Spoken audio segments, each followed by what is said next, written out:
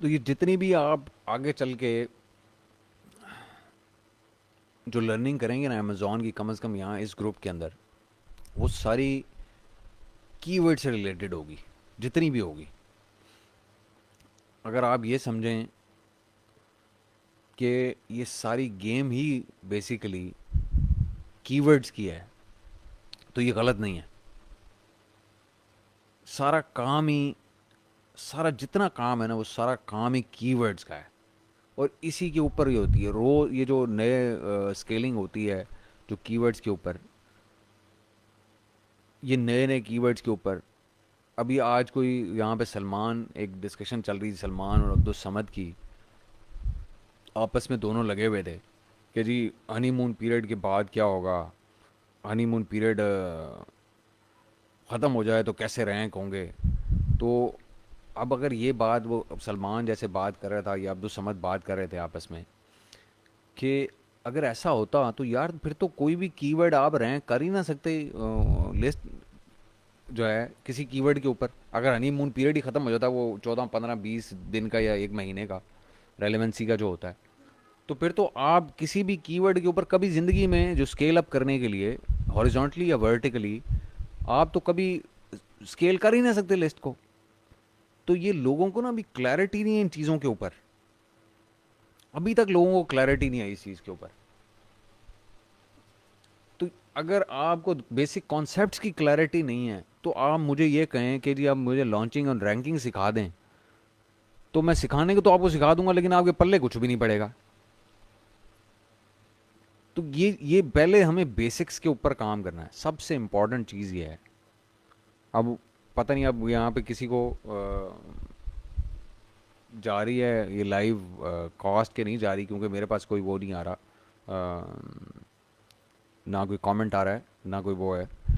तो मकसद कहने का ये है, सारी बातों का मकसद ये है कि हर चीज़ one step at a time, आप एक स्टेप के ऊपर एक वक्त में चलना शुरू कर दें, और आपको सब अंदाज़ा हो जाएगा कि गेम है क्या। और गेम सिर्फ और सिर्फ एक ही चीज़ की है, और वो पता है क्या है? वो है कीवर्ड्स। बड़ी सीधी सी बात है, कीवर्ड्स के ऊपर ही प्ले है। जो भी होता है ना वो प्ले सारा कीवर्ड्स, क्योंकि उसी के लिहाज से आप पोजीशन करते हैं अपनी लिस्टिंग को भी, और उसी के लिहाज से आप स्केल करते हैं। इतने शानदार शानदार प्रोडक्ट्स हैं हमारे इस ग्रुप में भी लोगों के पास, कि अगर वो उसको थोड़ा सा प्लान करें ना, तो इतने अच्छे ब्रांड उसके अंदर से निकल सकते हैं। ये अदनान साहब बैठे हुए हैं यहाँ पे, इनका एक प्रोडक्ट है, वो बड़ा शानदार प्रोडक्ट है, मुझे पर्सनल मेरा फेवरेट प्रोडक्ट्स में से एक है। वो इतना मज़ेदार मज़ेदार किस्म का प्रोडक्ट है कि उसके अंदर से आप एक पूरा ब्रांड निकाल सकते हैं, और बगैर किसी बहुत बड़े ख़तरे को मोल लिए, बगैर किसी बहुत बड़े इन्वेस्टमेंट के। इवन अब जहाँ पे ये बैठे हुए हैं, इन्होंने जो पहले कर ली वो तो कर ली, लेकिन जो अब ऑनवर्ड की मैं बात कर रहा हूँ, इतनी आसानी से उसके अंदर से ब्रांड निकल सकता है, एक बड़ा ब्रांड जिसको कहते हैं कि। लेकिन क्या है, उसके लिए स्किल चाहिए आपको, उसके लिए आपकी बेसिक स्ट्रांग होनी चाहिए। अगर आपकी बेसिक स्ट्रांग होंगी ना, उम्र में भी आता हूँ आपके रूट की वर्ड की तरफ, क्वेश्चन ज़रा दोबारा लिख दें मुझे। तो अगर आपकी बेसिक स्ट्रांग होगी ना, तो आपको ना किसी वीए की ज़रूरत नहीं होगी कभी। अगर आप सेलर हैं, आपको किसी की ज़रूरत नहीं होगी। एक लैपटॉप की ज़रूरत होगी, एक इंटरनेट कनेक्शन की ज़रूरत होगी, और दे मार 4.5 आप घर में बैठे हुए ब्रांड बना लेंगे। इसकी सादा मिसाल ये है कि ये मैं अभी अपनी डाइनिंग चेयर के ऊपर बैठा हुआ हूँ, डाइनिंग टेबल के ऊपर, और मैंने यहीं से ईओ बनाई है। मैं आपको सादा सी बात बताता हूँ, बॉटम लाइन ये है कि मैं क्वारंटीन में हूँ पिछले 3 4 5 महीने से, 20 मार्च से। और ये 20 मार्च से ऑनवर्ड इतने पीरियड में ईओ जहाँ भी आज खड़ी है ना, ये मैंने इसी डाइनिंग टेबल के ऊपर बैठ के बनाई है। मेरे अपना वर्क टेबल भी नहीं है घर पे। अब क्योंकि वो जब ऐसे टाइम पे आपका कोरोना आ गया कि घर में मैंने ऑफिस बनाया ही नहीं हुआ, मुझे ज़रूरत ही नहीं थी। मैं जाता था बस, ऑफिस गया, काम किया, उठ के वापस आ गया। अगर आपके पास एक लैपटॉप है, एक इंटरनेट कनेक्शन है, तो आप भाई पूरा दुनिया को फतह कर सकते हैं। आजकल वो दौर आ गया, यकीन करें, अगर आपके पास स्किल है तो। जो चीज़ मार्केट में बिकती है और आपको वो बेचनी आती है, कोई भी चीज़ हो दुनिया की, मट्टी क्यों ना हो, तो क्या होता है, होता क्या है, आप वो लोगों को बेच देते हैं। वो लोग, अब मैं आपको बताता हूँ, ये आज सुबह मुझे मेरी टीम ने भेजा कि जी 227 के, पता नहीं 28 एप्लीकेशनें आई पड़ी हैं कोर्स के लिए, 20 बंदे लेने हैं हमने। वो 20 हमने क्यों लेने हैं वो मैं एक्सप्लेन कर चुका हूँ कि हमने क्योंकि उनको क्लाइंट्स देने हैं और हमारे पास जितनी कैपेसिटी है हम उसी के लिए आसे हुए। लेकिन अब वो 227 लोग आए हुए हैं, $250 का कोर्स है यार। अगर मैं बेचने वाला बन जाऊँ, अगर मैं भी कमर्शियल स्केल के ऊपर चला जाऊँ, तो उनमें से 100 बंदा ड्रॉप हो जाएगा। एक मिसाल की बात है, 100 बंदा ये कह देगा कि नहीं जी मैंने तो जोश में आके फॉर्म फिल कर दिया था, अब नहीं मैं लेता। मैं कहता हूँ आप 60% बंदे उड़ा दें। तो अगर 100 बंदे हों, मैं $250 का कोर्स बेचना शुरू कर दूं, तो $25,000 तो मैंने खड़े कर लिए यहाँ पे। तो बेचना कौन सा मुश्किल काम है, बेचना तो कोई मुश्किल काम नहीं है। लेकिन ये मेरा ऑब्जेक्टिव नहीं है। मेरा ऑब्जेक्टिव क्या है, मेरा ऑब्जेक्टिव ये है कि मैं यहाँ किसी लोगों को ना इस गोरख धंधे से निकाल दूं किसी तरीके, जो वो ये समझते हैं कि जी खरीदे हुए कोर्स के अंदर से सिर्फ वैल्यू होती है, या जो खरीद रहे हैं उनको जैसा कच्चा पक्का वो वैसे ही खरीद के उसके बाद इतने पैसे लगाते हैं। मैं भी उनमें शामिल रहा हूँ किसी ज़माने में।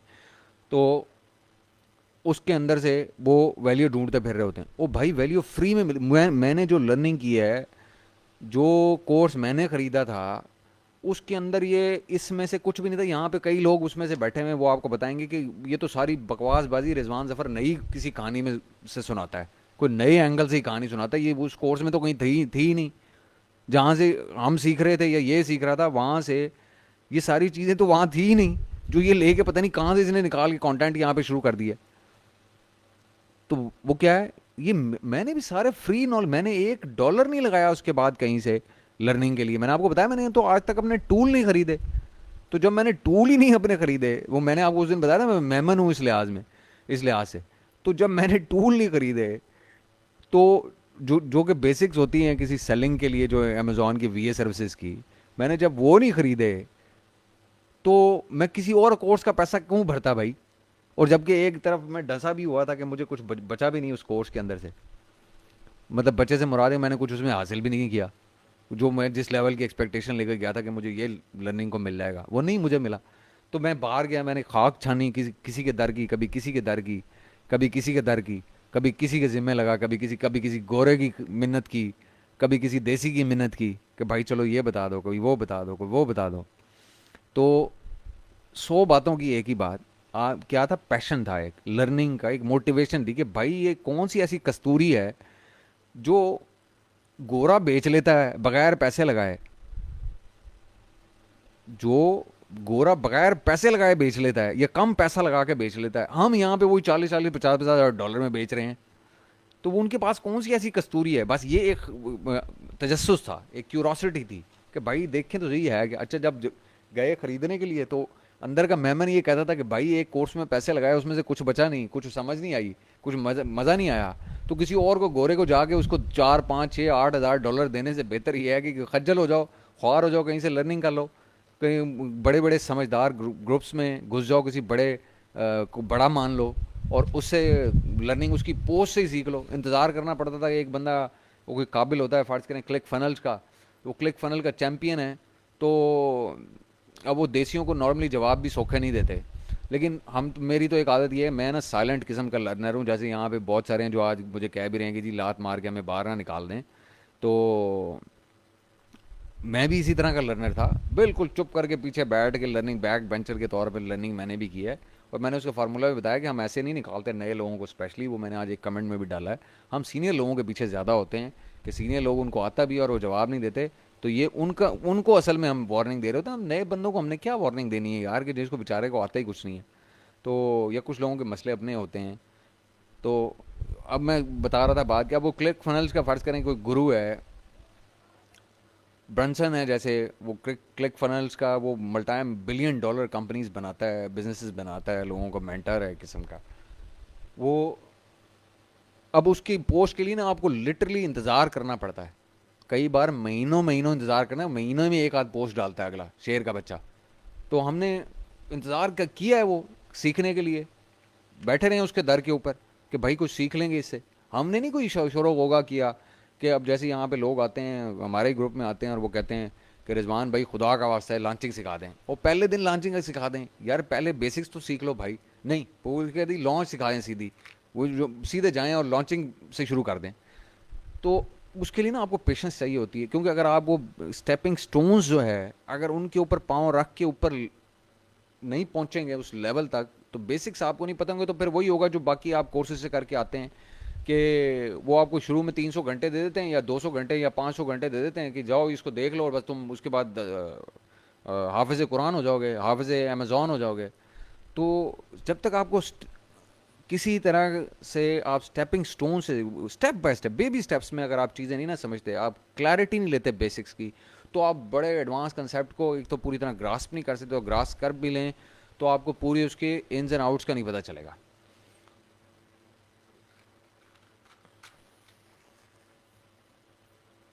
तो थोड़ा पेशेंट रहें, हम इस ग्रुप के अंदर सारी चीज़ें सीखेंगे और अब एक तरीके से सीखेंगे ना। हमारा मकसद यहाँ पे पैसा कमाना है, मैं आपको बता रहा हूँ, जितने भी लोग हम पैसा कमा रहे हैं, हम गोरे से कमा रहे हैं पैसा, बड़ा पैसा कमा रहे हैं हम गोरे से। गोरे को हम छोड़ते नहीं है किसी चीज़ के ऊपर, हम ऐसे टके टके के कामों के उनसे 500-500 डॉलर ले लेते हैं। लेकिन बात फिर वही है कि अगर आपने कहीं किसी लेवल पे पहुंचना है तो उसके लिए आपको बेबी स्टेप्स लेने पड़ेंगे, बेसिक्स आपको टिका के हासिल करनी पड़ेगी। यार मैं मेमन असल में नहीं हूँ, वो क्या कहते हैं, ज़ात का मेमन नहीं हूँ, लेकिन वो क्या होता है यार, करेक्टर का मेमन हूँ मैं। बेसिकली पैसा मैं बड़े सोच समझ के लगाता हूँ, मैंने बड़ी धक्के खा लिए हैं, 20-22 साल नौकरी की है, उसके बाद मुझे समझ आई है कि यार पैसा ना ऐसे कमाया जाता है और ना ऐसे खर्च किया जाता है। तो खैर एनी हाउ, अब बात क्या हो रही थी कि आपको ना पेशेंट रहना पड़ता है लर्न करने के लिए। आप लोग तो खुदा की कसम ब्लेस्ड हैं, मैं जब लर्निंग कर रहा था तो मुझे लिटरली महीनों वेट करना पड़ता था एक क्वेश्चन का आंसर हासिल करने के लिए। वो लिखा रहता था क्वेश्चन कहीं ना कहीं, और या मेरे माइंड में रहता था, और जवाब कहीं नहीं होता था, और मैं उसके पीछे हंट में लगा रहता था। 6 जगह मैं उसको R&D करता था, लेकिन जब तक मुझे ऐसा आंसर नहीं मिलता था ना जो लॉजिकल होता था, उस वक्त तक मैं उस चैप्टर को क्लोज नहीं करता था। जब वो लॉजिकल होता था ना, जिसको मैं फिर एम्प्लॉय करता था कहीं अपने प्रैक्टिकल एक्सपीरियंस में लगाता था उसको, केस स्टडी में किसी में, तो जो उससे रिजल्ट जब तक नहीं ना आते थे तो मैं उस वक्त तक उस चैप्टर को क्लोज नहीं करता था। यार देखें मुस्तफ़ा, लर्निंग का ना कोई टाइम नहीं है। 2 महीने में भी आप सीख सकते हैं ये सारी चीज़ें, और 2 साल भी कम हो सकते हैं। आपको बेसिक्स अगर सही पता लग जाए ना, जैसे अभी मैं एक मिसाल दे रहा था वो हनी मून वाले पीरियड की।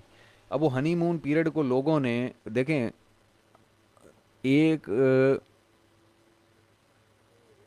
एक क्राइम होता है, मैं एक जनरल मिसाल दे रहा हूँ, ये मैं किसी के ऊपर हिट नहीं कर रहा। एक क्राइम जब होता है ना, कोई भी सोसाइटी में क्राइम होता है, तो उसकी 2 साइड्स होती हैं। एक मुद्दई होता है, जो मुद्दईयत में जिसकी पर्चा दिया जाता है, या एग्रीव्ड पार्टी जिसे बोलते हैं, और एक अग्रेसर होता है जो यानी कि वो क्राइम करता है।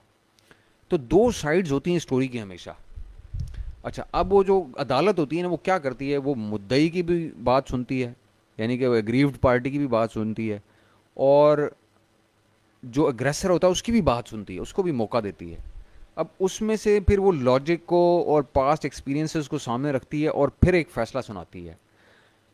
इसी तरह से ना आप जब बैठे होते हैं ना कोई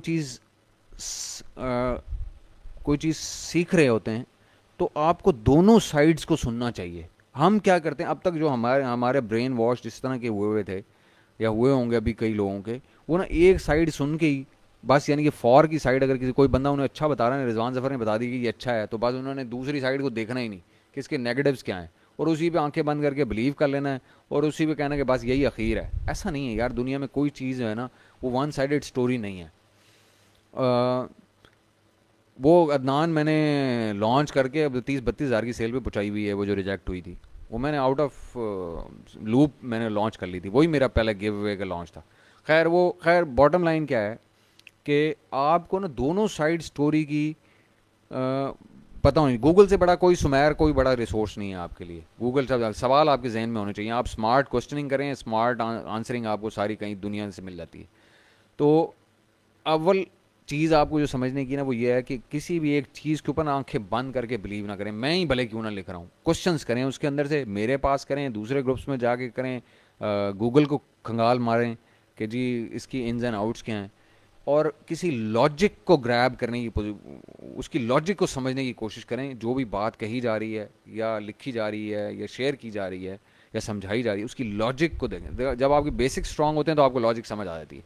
और यही हमारा मकसद है कि आपको ये पता हो कि जी अगर इमेज अच्छी क्वालिटी का होगा तो उसका इफेक्ट कहाँ कहाँ देखना है सेलर सेंट्रल में, और अगर वो बुरी क्वालिटी होगा तो कहाँ कहाँ से पता चलेगा कि वो बुरी क्वालिटी का है, डाटा देख के उसको स्टडी कैसे करना है। तो ये जब लॉजिक्स आप समझ लेंगे, बेसिक कॉन्सेप्ट्स आपके क्लियर हो जाएंगे ना, बेसिक्स को पकड़ लें। मैं तो कहता हूँ एडवांस नॉलेज को भी छोड़ दें, आप बेसिक्स को पकड़ लें। आप बेसिक्स पकड़ लें, उनको सही तरह समझ लें कि जी कैसे मैंने प्रॉब्लम को आइडेंटिफाई कैसे करना है, तो सोल्यूशन आपको खुद ही समझ आ जाता है। आपको प्रॉब्लम आइडेंटिफाई करना समझ आ जाए ना, तो फिर आपको ऑप्शन जो उसके अंदर से सोल्यूशन की जो सामने आती हैं वो आपके सामने आई थी, फिर आपको उसको एवेल्यूएट करना होता है उन ऑप्शंस को। जो डिसीजन मेकिंग के प्रोसेस होता है, एक स्टेप्स होते हैं कि जी आप एक प्रॉब्लम आइडेंटिफाई करते हैं, फिर उसके सोल्यूशंस देखते हैं, फिर उन सोल्यूशंस को एवेल्यूएट करते हैं, और फिर उसमें जो बेस्ट पॉसिबल सोल्यूशन होता है उसको आप एम्प्लॉय करते हैं, या जो हिट एंड ट्रायल ही करने चलें आप, कि जहाँ तक आपको रिजल्ट नहीं मिलता उस चीज़ का। लेकिन उसके लिए ज़रूरत है, बिल्कुल ये जलील सही कह रहे हैं, क्रिटिकल थिंकिंग की ज़रूरत है। आपको बेसिक्स आपकी स्ट्रांग होगी तो आपकी क्रिटिकल थिंकिंग इंप्रूव हो जाएगी, और उसी से आपको रिजल्ट मिलना शुरू हो जाएगा। चल यार, मैंने पेप्सी में काम किया है, मैंने 19 साल पेप्सी के साथ काम किया है मैंने, डिफरेंट कैपेसिटीज़ में। और मैंने एक्सपोर्ट भी देखी हैं, मैंने अकाउंट्स को भी देखा है, मैंने डिस्ट्रीब्यूशन चैनल्स को भी देखा है, मैंने बहुत सारे काम किए पेप्सी के साथ। 19 साल का मेरा कैरियर सारा पेप्सी के साथ ही है।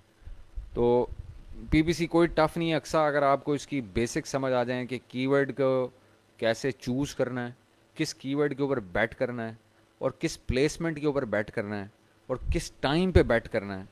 अब बहुत सारे लोग, आई एम श्योर कि आप यहाँ बैठे हुए हैं, आप सुन रहे हैं मेरा ये लाइव सेशन, तो इसमें ना बहुत सारे लोगों को आज तक पता नहीं होगा कि डे पार्टिंग एक कंसेप्ट होता है पीपीसी में। वो डे पार्टिंग क्या होती है, अगर आप अपनी आप अभी जाएं और जाके देखें, सिर्फ अपनी सेलर सेंट्रल में चले जाएं, और उसका वो जो पहला डैशबोर्ड खुलता है ना सेल्स रिपोर्ट का, बिजनेस रिपोर्ट्स का, उसके अंदर आप देखेंगे कि कुछ आवर्स वक्त आपकी सेलिंग के, प्रोडक्ट के 24 घंटे में ऐसे होते हैं जिसमें प्रोडक्ट बड़ा अच्छा बिकता है आपका, और कुछ ऐसे होते हैं बिल्कुल फ्लैट होता है, कोई सेल ही नहीं होती। तो आपको पता होगा अपनी अपनी अपनी प्रोडक्ट्स के लिहाज से कि कुछ जो है ना वो दिन को सुबह सुबह अर्ली मॉर्निंग बिकना शुरू होते हैं, ऑर्डर के सेम डे में डिलीवरी हो जाए, प्राइम वाले करते हैं। कुछ मिड में करते हैं, जब ये ख़वातीन जो होती हैं वो घर के कामों से फ्री हो जाती हैं, बच्चे बच्चों से, तो फिर वो ऑर्डर करती हैं लंच के बाद। कुछ शाम को करते हैं, कुछ रात को करते हैं, मुख्तलिफ निचेज़ के मुख्तलिफ ऑर्डरिंग टाइम्स होते हैं।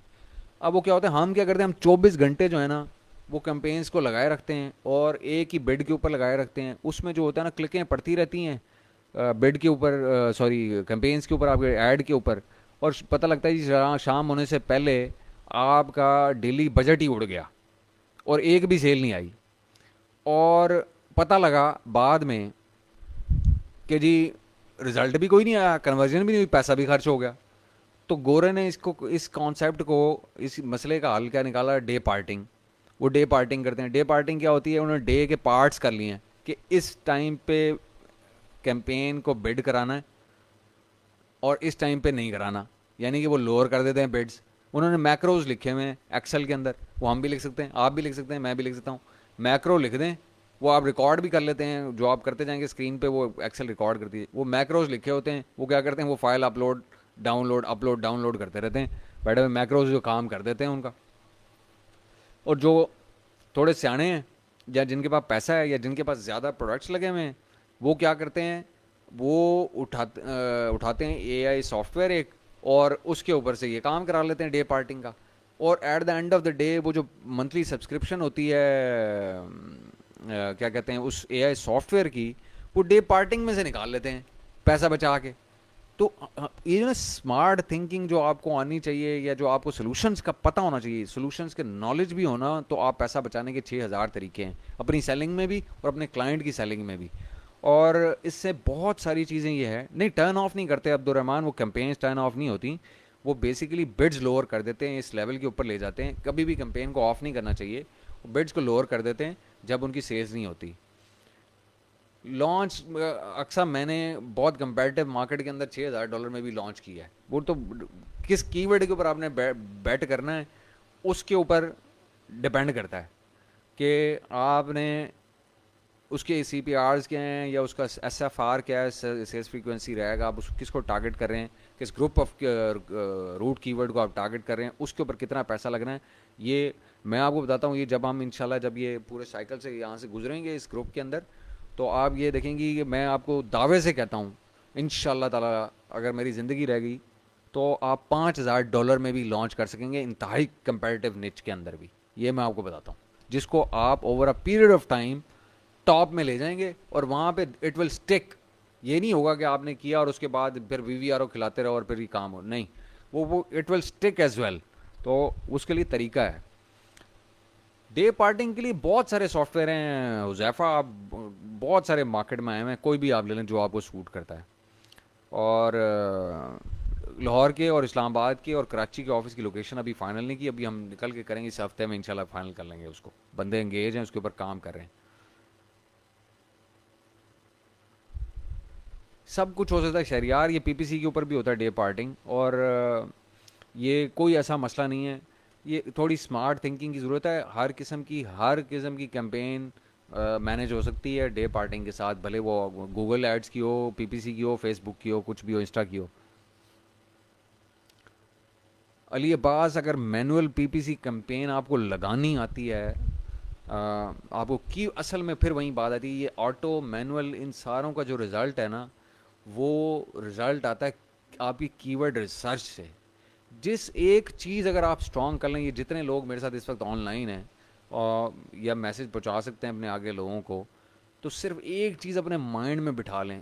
आप अगर कीवर्ड की रिसर्च करना सीख लें, ये मैं आपको अल्लाह को हाजिर नाजिर जान के बात बता रहा हूँ, अंदर की बात बता रहा हूँ। अगर आप कीवर्ड रिसर्च या कीवर्ड एनालिसिस आपका सबसे स्ट्रांग हो जाए ना पूरे स्किल में, तो आप मास्टर कर लेंगे अमेज़ॉन को। ये मैं रैंकिंग हो, लॉन्चिंग हो, स्केलिंग हो, एग्जिट हो, जो कुछ भी हो, अगर आप कीवर्ड रिसर्च आपकी स्ट्रांग होगी ना, आपको उसके शतरंज खेलनी आ गई कीवर्ड रिसर्च की, किस कीवर्ड को किस टाइम बैट करना है, किस पे नहीं करना, किसको सिलेक्ट करना है, किसको नहीं करना, ये जिस दिन आपको ये चीज़ आ गई ना, बिलीव यू मी, मैं आपको दावे से ये बात कह रहा हूँ, आपको किसी रिजवान ज़फ़र की ज़रूरत नहीं रहेगी, आपको किसी कोर्स की ज़रूरत नहीं रहेगी, आपको कोई, आप कम से कम पैसे के अंदर बड़े से बड़े कंपेटिटिव निच के अंदर आप रैंक कर लेंगे। और ये आप इंशाल्लाह सीखेंगे।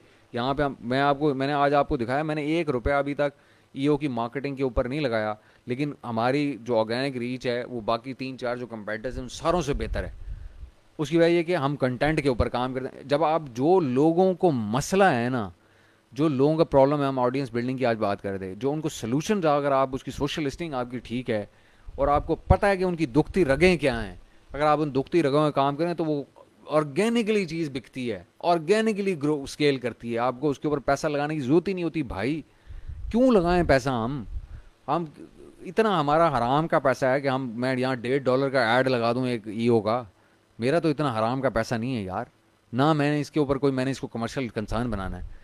तो बात फिर वहीं आई, आपको बेसिक्स की क्लैरिटी होनी चाहिए। अब मुझे क्लैरिटी है कि भाई पैसा ऐड से लगा के आप ठीक है रीच बढ़ा लेते हैं, आप सब कुछ कर लेते हैं, लेकिन वो क्या होगा, अब वो लोगों की 64,000 की, 65,000 की जो है वो लोगों की क्या कहना चाहिए, उनके ग्रुप्स की स्ट्रेंथ है, और या उनके पेज के लाइक्स हैं, और उसके बाद पता ये चलता है कि उनके अंदर ना उनकी जो एंगेजमेंट है ना वो कोई सैकड़ों में भी नहीं है, सैकड़ों में भी नहीं है उनके ग्रुप्स की या पेजेस की, क्योंकि उन्होंने दिमाग इस्तेमाल नहीं किया। दिमाग इस्तेमाल करने से क्या मुराद है कि उन्होंने पैसा फेंक देख तमाशा वाला काम किया, लोगों को तो एंगेज कर लिया, ऑडियंस तो बिल्ड कर लिया आपने, लेकिन क्या हुआ, आप उसको फ्रूटफुल नहीं बना सके, लोगों को फ़ायदा नहीं दे सके।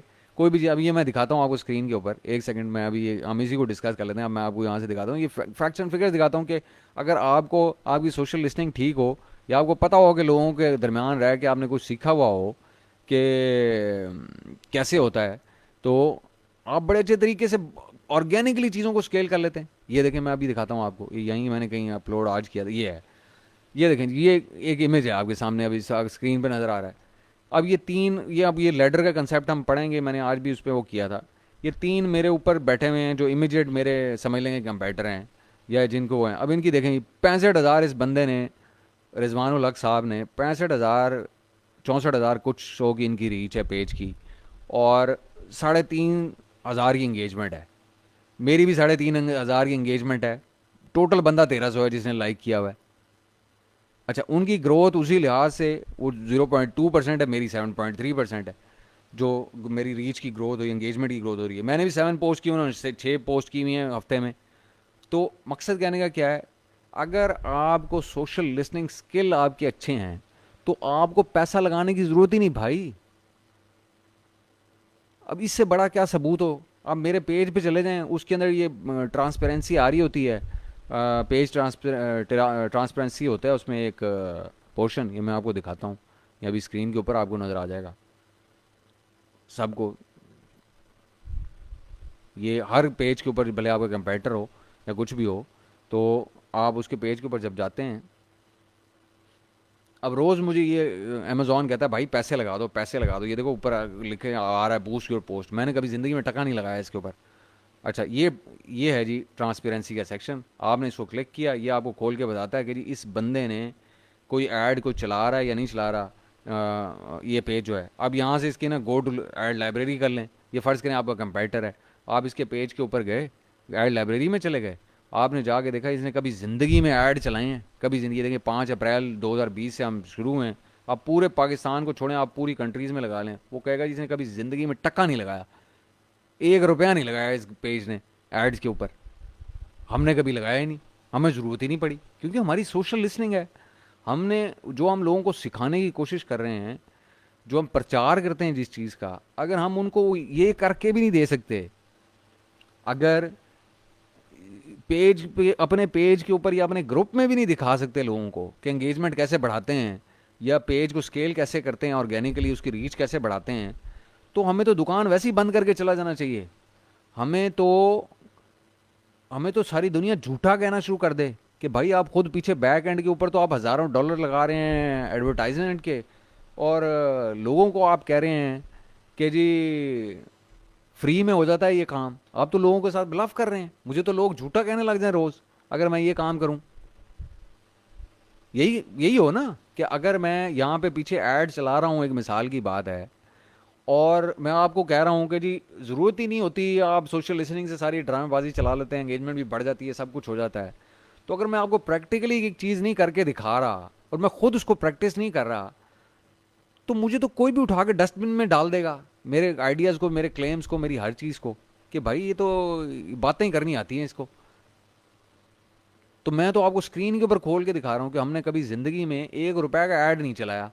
एंगेजमेंट आपके सामने मैंने अभी आपको दिखा दी कि हमारे पेज की एंगेजमेंट क्या है, या हम किस तरह ग्रो कर रहे हैं ऑर्गेनिक रीच के ऊपर, या ग्रुप के अंदर क्या एंगेजमेंट है, या कंटेंट का क्या लेवल है, ये हम कहाँ से ड्राइव कर रहे हैं। प्रैक्टिकली आपको ईओ का एक बंदा सिर्फ नज़र आता है, वो मैं हूँ। हालांकि ग्रुप में और भी लोग हैं लेकिन जो ईओ से रिलेट करते हैं, लेकिन आपको एक बंदा नज़र आता है, वो कल्ला बंदा, उसने जलील किया हुआ है सारी दुनिया को। वो एंगेजमेंट में भी लगाया हुआ है, वो चीज़ें भी सिखा रहा है लोगों को, वो पेज भी स्केल कर रहा है, सब कुछ कर रहा है, कल्ला बंदा लगा हुआ है, एक बंदा। आपको यही पता लगता है, और है भी ऐसा ही, क्योंकि ये मैंने प्रोजेक्ट अपने जिम्मे लिया हुआ है। मैं अपनी डाइनिंग टेबल से रोज़ चलाता हूँ इसको बैठ के। टाइम इन्वेस्ट कर रहा हूँ ना, बिल्कुल कर रहा हूँ, ब्रांड बिल्ड कर रहा हूँ। तो अगर आप, ये सारी बातों का लुब्बे लुबाब ये है कि अगर आपके पास स्किल है ना, तो आप बगैर पैसे के भी काम कर सकते हैं भाई, बगैर टूल के भी आप काम कर सकते हैं, बगैर सेलर सेंट्रल के भी चीज़ें सीख सकते हैं, बगैर ऐड चलाए फेसबुक के आप अपना ब्रांड भी बिल्ड कर सकते हैं, आप उसको स्केल भी कर सकते हैं, आप उसके अंदर से पैसा भी कमा सकते हैं। ये सारी चीज़ें आपको स्किल के ऊपर बेस करती हैं।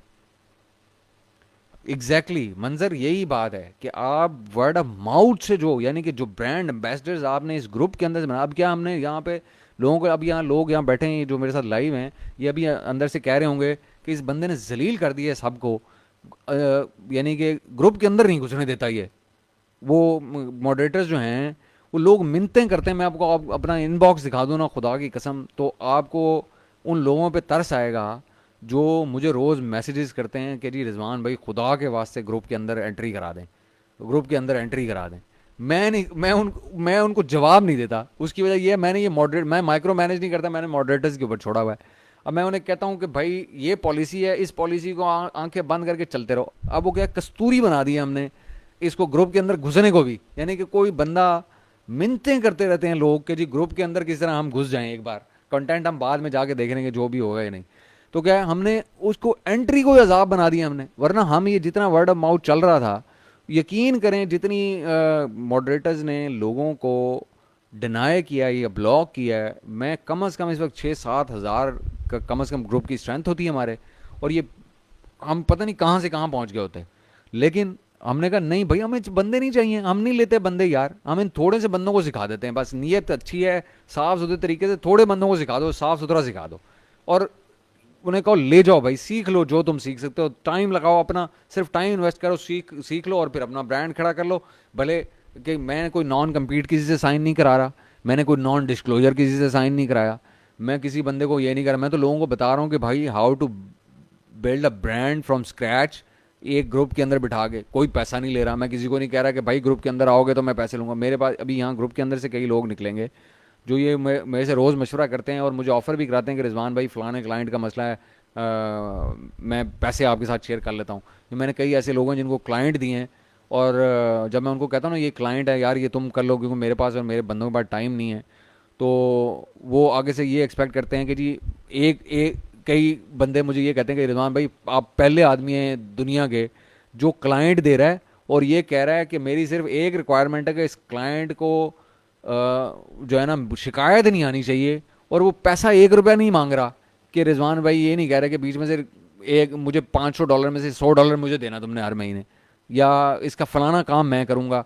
या अपना काम से बचा कुचा मेरे हवाले कर दिया। ऐसा नहीं है। मेरे पास एक क्लाइंट आता है, मेरे पास टाइम नहीं होता, मैं उसको आगे भेज देता हूँ किसी काबिल बंदे के पास कि यार इस बंदे के साथ काम कर लो, मैं इसकी गारंटी देता हूँ, और उस बंदे के मैं कान खींचता रहता हूँ बस साथ साथ, मैं उसको पैसा उससे कोई नहीं लेता, क्लाइंट उसको दे देता हूँ, और उसके बाद उसके ना कान खींचता रहता हूँ कि अगर कोई मुझे शिकायत आ जाए किसी क्लाइंट की तरफ से तो मैं उसकी जान अजाब कर देता हूँ बंदे की, कि यार तुम खुदा का वास्ता है कि अपने नाम को ना सही मेरे नाम का तो ख्याल करो।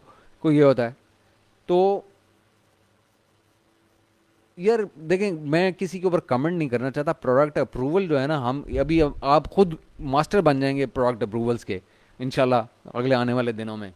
उसकी वजह ये डाटा आपको सब बताता है कि प्रोडक्ट कौन सी करने वाली है कौन सी नहीं करने वाली, डाटा बता रहा होता है। देखिए डाटा के अलावा हम किसी चीज़, मेरे अब्बा अगर बना के बेचते हैं, मिसाल की बात है वुडन क्रिकेट बैट, तो मैं वुडन क्रिकेट बैट नहीं बेचूंगा अगर उसका डाटा अगर ठीक नहीं होगा।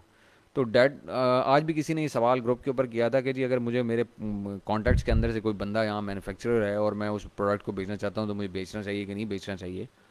तो मैं तो ये कहता हूँ कि भाई अगर डाटा कह रहा है कि बेचना चाहिए तो ज़रूर बेचें यार, क्यों ना बेचें, हम बेचने के लिए बैठे हैं। तो अगर कोई भी चीज़ ऐसी है जिसमें आपको पोटेंशियल नज़र आता है या उसके अंदर रिस्क मिटिगेशन आप कर सकते हैं, उसका रिस्क को मिनिमाइज कर सकते हैं, 100 बिस्मिल्लाह ज़रूर करें भाई। उसकी अगर आपके पास स्ट्रैटेजी है, किसी तरह की कीवर्ड्स आपने स्टडी किए हैं और आपने देखा है कि प्रोडक्ट के अंदर जान है, सोशल लिसनिंग उसके ऊपर की है, ज़रूर करें भाई, क्यों ना करें। हर चीज़ बिक सकती है। लोग मुल्तानी मट्टी बेच रहे हैं वहाँ बैठे हुए यार, क्या कहते हैं, अमेज़ॉन के ऊपर। तो आप भी बेचना शुरू कर दें अगर आपको बेचने का तरीका आता है तो। कोई भी चीज़ जिसमें वायबिलिटी है या जिसमें जान है, वो किसी भी निच की हो, किसी भी कैटेगरी की हो, आप बेचें, बिल्कुल बेचें, क्यों ना बेचें। डाटा बस सही होना चाहिए, बस रिस्क मिटिगेट करें, डाटा ठीक हो, ज़रूर बेचें। Need to know your client strategy. भाई मेरी क्लाइंट स्ट्रैटेजी ये है कि मैं ना, जब मेरे पास क्लाइंट आता है ना, तो अगर वो मेरे पास काम आता है ना $10 का कराने के लिए, तो मैं उसको $100 की वैल्यू दे के भेजता हूँ। बस मेरी तो क्लाइंट की स्ट्रैटेजी है। मेरे पास कोई बंदा आ जाए सही एक बार कि जी मैंने ये टके का काम आपसे कराना है, तो मैं उसे कहता हूँ तो भाई तुम टका भी मुझे ना दो, ये लो $100 मेरे पास से ले जाओ वैल्यू ने। बिल्कुल हो सकती है लो सर्च वॉल्यूम, क्यों नहीं हो सकती। मैंने लो सर्च वॉल्यूम भी लॉन्च 5-5 हज़ार के कीवर्ड्स के ऊपर की हुई हैं और बेहतरीन चल रही हैं, अल्लाह का एहसान है। ये मंसूर, ये हम लर्न करेंगे प्रोडक्ट सिलेक्शन का, ये जो लेडर का कॉन्सेप्ट इसके अंदर लगाएंगे कि उसकी डाटा की रिसर्च कैसे होती है, फिर उसकी वैलिडेशन कैसे होती है, ये हम अभी इंशाल्लाह अगले 2-4 दिनों में ही सीखेंगे सारी कहानी। और वो सारा कीवर्ड्स की कहानी है, वो सब कीवर्ड्स के अंदर से निकल के सामने आती है, और वही हमें ये ब्रांड एनालिटिक्स और हीलियम 10 दोनों चीज़ें हमें खुद बताती हैं कि ये फ़लानी चीज़ बेचने वाली है या नहीं बेचने वाली। हाँ अब कल्ला मैं बंदा हूँ अली अब्बास, मैं इंशाल्लाह कोशिश करके उसको भी करते हैं साथ, ताकि हम ये क्योंकि प्रोडक्ट सिलेक्शन अब हम कर रहे हैं तो उसके अंदर हम ये ऑटोमेशन कर सकें। इफेक्टिव प्रॉब्लम स्किल में तो सबसे पहले ये है कि आपके एनालिटिकल स्किल्स अच्छे होने चाहिए। उसकी वजह यह है कि सबसे इंपॉर्टेंट चीज़ ये है क्रिटिकल थिंकिंग, जो अभी जलीस ने बात की। क्रिटिकल थिंकिंग आपकी अच्छी है तो आपकी प्रॉब्लम सॉल्विंग स्किल सबसे बेहतर हो जाते हैं। वो उस वक्त होते हैं जब आप ओपन माइंड के साथ जेन्युइनली लोगों को सोशल लिसन करें और पता लगाएं कि उनके साथ मसला क्या है। नहीं, सियालकोट में अक्सर कोई ऑफिस नहीं, सियालकोट में इतने बड़े बड़े गुरु बैठे हुए हैं, वहाँ पे नबील साबिर बैठे हुए हैं, वो गुरुओं के गुरु हैं। निशान जलील भाई बैठे हुए हैं वहाँ पे, वो मास्टर ऑफ अमेज़ॉन है। आपको ऑफिस की ज़रूरत क्या है, वहाँ पे इतने बड़े बड़े नाम बैठे हैं पाकिस्तान के। ये अदनान उमर सियालकोट से हैं।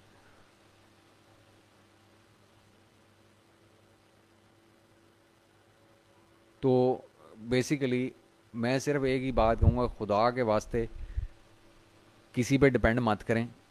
कोई आपको टूल नहीं देगा, कोई आपको सेलर सेंट्रल नहीं देगा। फ़र्ज़ करें हम देंगे, कोशिश करके आपको सारी चीज़ें देंगे, लेकिन मैं एक वर्स्ट केस सिनेरियो आपको बता रहा हूँ कि आपको किसी ने कोई सेलर सेंट्रल नहीं दिया, किसी ने आपको टूल नहीं दिया, तो भी रिसोर्सफुल होने की कोशिश करें। और वो रिसोर्सफुल यही है कि इस ग्रुप के अंदर फाइल सेक्शन और बहुत सारे ग्रुप्स के अंदर बहुत सारी फाइल्स मौजूद हैं।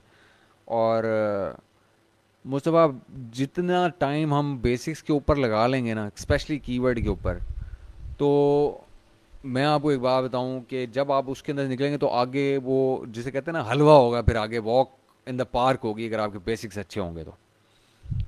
हम इसी हफ्ते में लाहौर का ऑफिस इंशाल्लाह फाइनल कर लेंगे, 25 से पहले पहले कर लेंगे इंशाल्लाह।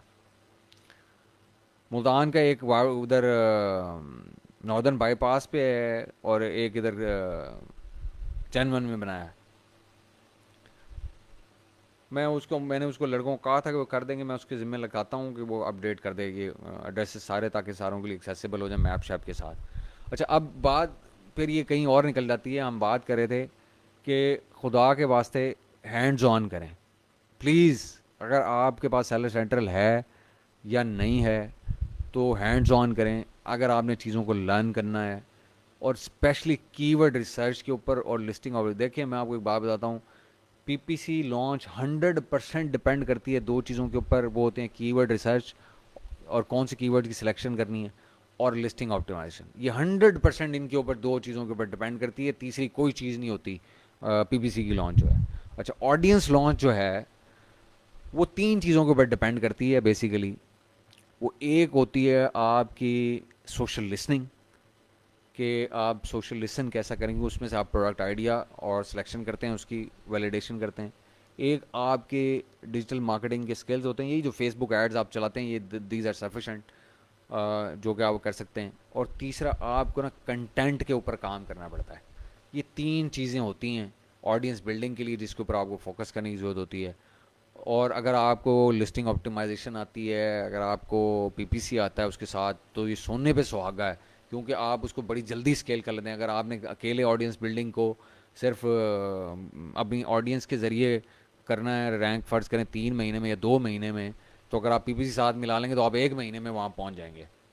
तो डिपेंड वही करता है कि आपका स्किल्स कैसे हैं। इसी तरह से अगर आप गिव अवेज की लॉन्च की बात करते हैं ना, तो गिव अवे की लॉन्च में आपने एक चीज़ नोट की होगी, इसमें जो सबसे बड़ा प्रॉब्लम गिव अवे की लॉन्च में जो आता है ना, मैं गिव अवे की लॉन्च के ख़िलाफ़ नहीं हूँ, मैं गिव अवे की लॉन्च को आखिरी लॉन्च बनाने के ख़िलाफ़ हूँ कि बस इसके अलावा कोई लॉन्च नहीं है। अच्छा, गिव अवे की लॉन्च में जो एक सबसे बड़ा जो चैलेंज आता है ना, वो ये होता है कि ये भी चलें, अच्छा हो गया कि मेरे जहन में आ गया, मैं इसको क्लैरिफाई कर दूं कुछ लोगों को। ये भी अगर आप लोग समझ लें और सुन लें तो खुदा के वास्ते आपको क्लैरिटी कुछ और आ जाएगी, और उसको ओपन माइंड से सुनना है। देखिए, एक गिव अवे लॉन्च में ये होता है कि हम सबसे पहले एक जो क्रिटिकल मिस्टेक करते हैं ना, वो ये करते हैं कि जब हम टारगेट करते हैं कीवर्ड्स को, तो जो भी हम कीवर्ड्स टारगेट करें, जो भी हम शॉर्ट लिस्ट करें, टॉप टीयर के हम रूट कीवर्ड कर लें, भले जो हाईएस्ट सर्च वॉल्यूम के होते हैं, हम करते ये हैं कि हम पहले दिन से उसके ऊपर जब एमसी चलाते हैं ना, तो हम उसकी, हमें कोई ये बताता नहीं है, कोई हमें समझाता नहीं है कि हम पहले दिन एक प्रोडक्ट आपका आज रात को अवेलेबल हुआ, आज रात को, यानी कि आपका प्रोडक्ट एफबीए में पहुंचा और वो अवेलेबल हुआ, और सुबह आपने एमसी चलाई, और पहले दिन से दे मार 4.5 सीपीआर, क्योंकि उसके आ रहे थे 400 8 दिन के, 50 ऑर्डर आपने पहले दिन ठक करके लगा दिए एमसी के ऊपर। तो अगले दिन भी 50 लगा दिए, उससे अगले दिन भी 50 लगा दिए। देखें, दिस इज़ नॉट नेचुरल। आप इस तरह रैंक कर जाएंगे, इसमें कोई दो राय नहीं है कि आपकी वेलोसिटी इतनी ज़्यादा होगी कि आप सारों से ज़्यादा बेच रहे होंगे, उनके मुकाबले में बेच रहे होंगे, आप पहुंच जाएंगे वहाँ पे टॉप 5 10 में। लेकिन आप वहाँ सस्टेन नहीं करेंगे। क्यों नहीं करेंगे, अब मैं समझाता हूँ आपको, लॉजिकली बताता हूँ इस बात को। देखिए, एक नॉर्मल कोर्स ऑफ बिजनेस के लिए क्या होता है, उसका ग्रोथ साइकिल क्या होता है। उसका ये होता है कि जी, जब आप बिज़नेस शुरू करते हैं ना, तो पहले दिन जब आप ब्रिक एंड मॉर्टर फर्ज करें खोलते हैं ना, तो पहले दिन ना बंदों को पता ही नहीं होता। कोई एक आध बंदा इधर उधर से देखता, पूछता, पहुंच जाता है आपकी दुकान के ऊपर, कहता भाई आप क्या बेचते हैं। आप कहते हैं जी मैं तो गोले बेच रहा हूँ जी, बर्फ़ के गोले बेचता हूँ मैं। कहता अच्छा, आप बर्फ़ के गोले बेचते हैं, चलें यार फिर एक खिलाएं ज़रा, देखते हैं सही आप कैसा बर्फ़ का गोला बेच रहे हैं। वो एक बंदा आता है, आप टेस्ट करके चला जाता है। अब वो जाता है, उसको अगर मज़े का लगता है तो वो अगले दिन घर जाके बेगम को बताता है कि यार कल मैंने वहाँ फलानी दुकान से बर्फ़ का गोला खाया, बड़ा मज़े का था, तो आज रात को जब बाहर निकलेंगे ना तो मैं तुम्हें वो टेस्ट कराऊंगा। अब वो क्या हुआ, वो गई बेगम के साथ गया रात को, और उसने जाके एक की जगह दूसरा साथ मिला लिया, यानी कि बेगम को, और 2 ऑर्डर कर दिए अगले दिन। पहले दिन आपकी एक सेल आई, अगले दिन 2 सेलें होंगी, क्योंकि अभी एक ही बंदा था जिसको पता था कहानी का। अब उसने बेगम को खिलाया, बेगम ने कहा वाह वाह बेहतरीन ज़बरदस्त, ये तो आपने बच्चा स्पॉट ढूंढा है। क्या किया उसने, वो गई अगले हफ्ते या अगले 3 दिनों में या 6 दिनों में या 10 दिनों में अपनी माँ के घर, और उसने अपनी बहनों को बताया, अपनी सहेलियों को बताया, अपनी कज़न्स को बताया कि यार बाहर चलते हैं ना, तो चल के वहाँ फ़लानी जगह से हमने गोला खाया था, बड़ा बेहतरीन था, चलें खाते हैं। चलो जी, वहाँ पहुँच गए। अब वो 3 4 5 लोग इकट्ठे होके पहुँच गए। ये है नेचुरल प्रोसेस एक बिजनेस का लाइफ साइकिल, कि वो ऐसे ग्रो करता है, वर्ड ऑफ माउथ के साथ ग्रो करता है। ये है टोटल नेचुरल प्रोसेस एक चीज़ का। ठीक है, हम क्या करते हैं, हम पहले दिन से हम क्या करते हैं, हम वो काम करते हैं जो हम पेप्सी कोला में किया करते हैं। जब हम माउंटेन ड्यू हमने लॉन्च की, तो हमने जो बड़े बड़े चौराहे थे ना शहर के, जो जिन पे फुटफॉल बहुत ज़्यादा था, हमने वहाँ गाड़ियाँ खड़ी कर दी, उसके ऊपर पोस्ट मिक्स मशीन्स लगा दी, और उनको कहा चलो भाई बिस्मिल्लाह पढ़ो और ये फ्री की माउंटेन ड्यू टेस्ट करो। अब वो क्या हुआ, सारी दुनिया ने टेस्ट करना शुरू कर दी फ्री की। पता लगा कि रात को वो पोस्टमिक्स के सिलेंडर हुआ करते थे, वो उसमें एक सिलेंडर में 19 कैरेट, यानी कि 19 × 24, आप मल्टीप्लाई कर लें तो नंबर ऑफ बॉटल्स निकल आएंगी उसके अंदर, या सब सर्विंग्स निकल आएंगी। वो रात को पता चल रहा था कि 50 सिलेंडर लोगों को पिला के फ्री में आ गए सैम्पलिंग करके। अच्छा, उसके बाद क्या हुआ कि एकदम उसके बाद गैप शुरू हो गया। अब चीज़ें अवेलेबल नहीं हो रही पूरी तरह, मार्केट में नहीं पहुंची हुई ड्यू। वो फलाने कॉर्नर मोहल्ले की दुकान पे बच्चा गया जी, वो रात मेरे अब्बा ड्यू पी के आए थे फलाने चौक से, अब वो माउंटेन ड्यू दे दें। मुझे कहा वो क्या होती है भाई, माउंटेन ड्यू क्या है। वो जी जिसका इश्तेहार चल रहा है टीवी के ऊपर, वो वाला, वो जो नया एक पेप्सी ने एक बोतल निकाली है, वो जो ग्रीन कलर की एक बोतल आई है, वो वाली दे दें। उसने कहा भाई वो तो अभी आई नहीं, चलो जाओ जाके हट जाके आराम करो। तो ये जब हम हाई वेलोसिटी पे जाके आउट ऑफ स्टॉक होते हैं तो ये होता है हमारे साथ। खैर एनी हाउ, अच्छा अब वो क्या होता है कि ये नेचुरल प्रोसेस नहीं है। जब नेचुरल प्रोसेस नहीं है तो ग्रोथ भी नेचुरल नहीं है। ग्रोथ क्यों नहीं, सस्टेनेबल नहीं है, क्योंकि आप अवेलेबिलिटी नहीं कर सके हर जगह पे। अब वो 2 कीवर्ड्स के ऊपर काम करें तो तीसरे कीवर्ड के ऊपर कोई ढूंढ रहा है तो अब उसको मिल ही नहीं रही। जैसे वो मोहल्ले की दुकान थी, उसके अंदर बच्चा गया और उसने जाके माउंटेन ड्यू मांगी, वो समझे तीसरा कीवर्ड है, तो जब उसने जाके मांगी तो उसको मिली नहीं, क्योंकि तीसरे कीवर्ड पे आपने काम ही नहीं किया हुआ। तो क्या होगा, आपकी नेचुरल ग्रोथ तो नहीं हो रही, तो वो गैप आ गया। लोग मांगने के लिए आए, आप वहां पे शो ही नहीं हो रहे थे, तो आपने सेल लूज कर दी। लेकिन जब आप नेचुरली ग्रो कर रहे होते हैं, एक नेचुरल प्रोसेस में चलते हैं कि पहले दिन 2 सेल आई, फिर 4 आई, फिर 6 आई, तो अमेजोन के A9 को भी लगता है कि हाँ भाई ये कोई नया बंदा एंटर हुआ है, अच्छा चलो ये अपनी रेलेवेंसी शो कर रहा है, और इसको सेल भी इम्प्रूव हो रही है, ग्रोथ, चलो इसको मैं टिक करता हूँ। टिक करने से क्या मुराद है कि इसको इसके पीछे एक मैं बंदा लगा देता हूँ, या एक स्ट्रिंग लगा देता हूँ कि इसको मज़ीद डाटा पॉइंट्स को इकट्ठा करेगी, ये देखे कैसा परफॉर्म करा अगले आने वाले दिनों में।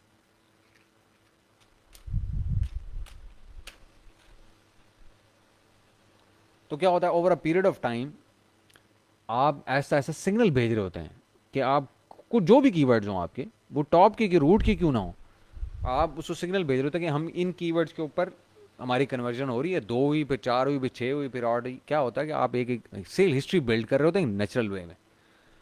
तो शुरू के 4-5 दिन में आपने नॉर्मल सेल्स की, किसी ने 2 की, किसी ने फिर अगले दिन 4 हो गई, फिर 6 हो गई, 8 हो गई, 10 हो गई, ग्रेजुअली आपने बढ़ाया, एक्सीलेटर पे पाँव रखा, तो क्या होगा, एक नेचुरल प्रोसेस लगेगा।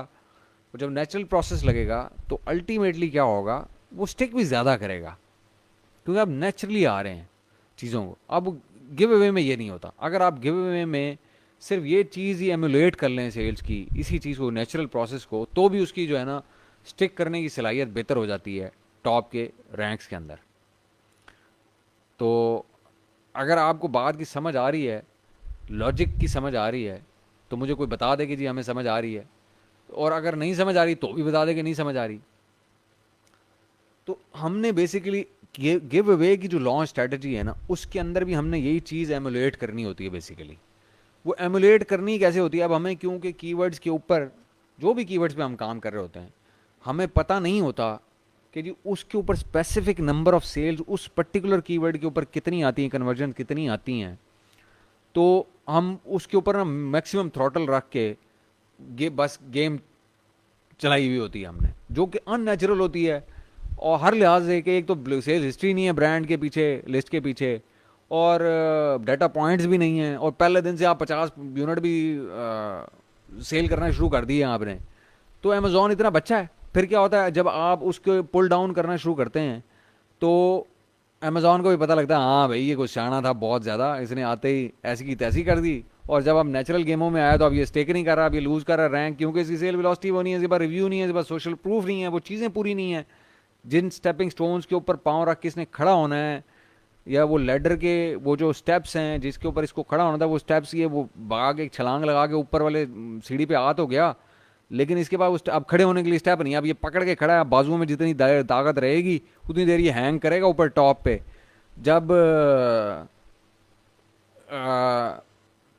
इसके बाजू में ताकत खत्म हो जाएगी, तो नीचे स्टेप तो है नहीं पाँव के नीचे, तो ये नीचे खुद ही गिर जाएगा। तो वो भी कहता अच्छा भाई खर्चा करते रहो, हमें तो सेल मिल रही है, हमें तो वो मिल रहे हैं, डॉलर मिल रहे हैं FBA के। तो वो कहता करते रहो भाई। लोग कहते हैं ना जी फिर अमेजोन क्यों करने देता, तो अमेजोन इसलिए करने देता कि भाई ठीक है करते रहो भाई, हमें तो डॉलर मिल रहे हैं, हमारा क्या है, जितने मर्जी कर लो। लेकिन क्या है, हम उसके अंदर हम अपना अकल इस्तेमाल नहीं कर रहे होते, हम उसको नेचुरली लेके नहीं जा रहे होते चीज़ों को कि वो स्टेक करे। अब ये जो PPC की लॉन्च होती है, ये ऑडियंस की लॉन्च होती है ना, इसमें सबसे बड़ी खूबसूरती यही होती है। ऑनेस्टली मैं आपको बता रहा हूँ, जो इसमें सबसे अट्रैक्टिव पहलू है ना, वो यही है। जब जैसे जैसे स्लो स्लो आप सेल करते हैं, देखें रिव्यू कहाँ से आते हैं, रिव्यू आते हैं सेल से। रिव्यू ऊपर हैंग करने के लिए बहुत ज़रूरी है टॉप 5 में, अगर वहाँ स्टिक करने के लिए, तो वो आते हैं सेल से। जब आप नीचे से PPC यानी कि नेचुरल प्रोसेस से शुरू होते हैं, सेलें होती हैं, पहले 2 हुई, फिर 4 हुई, फिर 6, 8, 10, 12, 15, 20, 25, 50, जैसे जैसे पर डे सेल हुई, तो साथ साथ उसके रिव्यू, अगर आपका प्रोडक्ट अच्छा है तो आपका रिव्यू, सोशल प्रूफ भी आपका साथ साथ बिल्ड होना शुरू हो जाता है। जब आपका सोशल प्रूफ साथ साथ बिल्ड हो रहा होता है, तो आप जब तक टॉप ऑफ द पेज पहुंचते हैं, तो आपके पास सफिशेंट सोशल प्रूफ होता है वहाँ हैंग करने के लिए। अगर आपकी ऑफर अच्छी है और आपका प्रोडक्ट अच्छा है, आपकी प्राइस अच्छी है, और उसका कन्वर्जन मैट्रिक्स उसके अच्छे हैं अमेजोन की नज़र में, तो यू विल स्टिक देयर। आपको कुछ स्पेशल करने की जरूरत नहीं पड़ेगी, कोई गिव अवे करने की जरूरत नहीं पड़ेगी, कोई अंधेवा पैसे को आग लगाने की जरूरत नहीं पड़ेगी। ये जिन लोगों ने लॉन्च की हुई ना, आप में से जो इस सेशन में सुन रहे हैं ये बात, वो ये कह रहे होंगे, उनको आप समझ आ रही होगी इस बात की कि ये बिल्कुल 100% ये बात दुरुस्त है, क्योंकि वो रोज़ इसमें से गुजरते हैं। रोज़ इस ये VVRO को जो टिक्का लगता है ना, वो इसी वजह से लगता है कि वो उनके पाँव के नीचे जब वो ऊपर पहुंच जाते हैं, तो वो सीढ़ी के ऊपर वाले पोर्शन को अपने हाथों से पकड़ के खड़े होते हैं, नीचे पाँव के उनके कोई स्टेप नहीं होता जिसके ऊपर वो खड़े हो सकें। तो वो स्टेप देने के लिए ना बार बार वो टेम्परेरी VVRO लगाते हैं। वो एक बार लगता है, फिर वो नीचे गिर जाता है, फिर वो हाथों में से जान खत्म होती है, फिर नीचे गिर जाता है, फिर नीचे गिर जाता है। तो वो क्या होता है, बेसिकली लॉजिकल नहीं है क्योंकि चीज़ें। तो ये जो मामला है ना गिव अवेज का, ये गिव अवेज इस वजह से डेफिशिएंट है। हाँ, अगर आप गिव अवे को प्लान अच्छे तरीके से करें, उसको नेचुरल वे में प्लान करें, अब वो जैसे मैंने आज एक कमेंट किया कि जी आपकी SFR जो है ना, ये CPR जो है ना, ये पुरानी हो गई टेक्नोलॉजी, ये मेथोडोलॉजी पुरानी हो गई। कि जहन में आता हूँ इसकी तरफ, मैं आपको बताता हूँ कि कैसे होता है।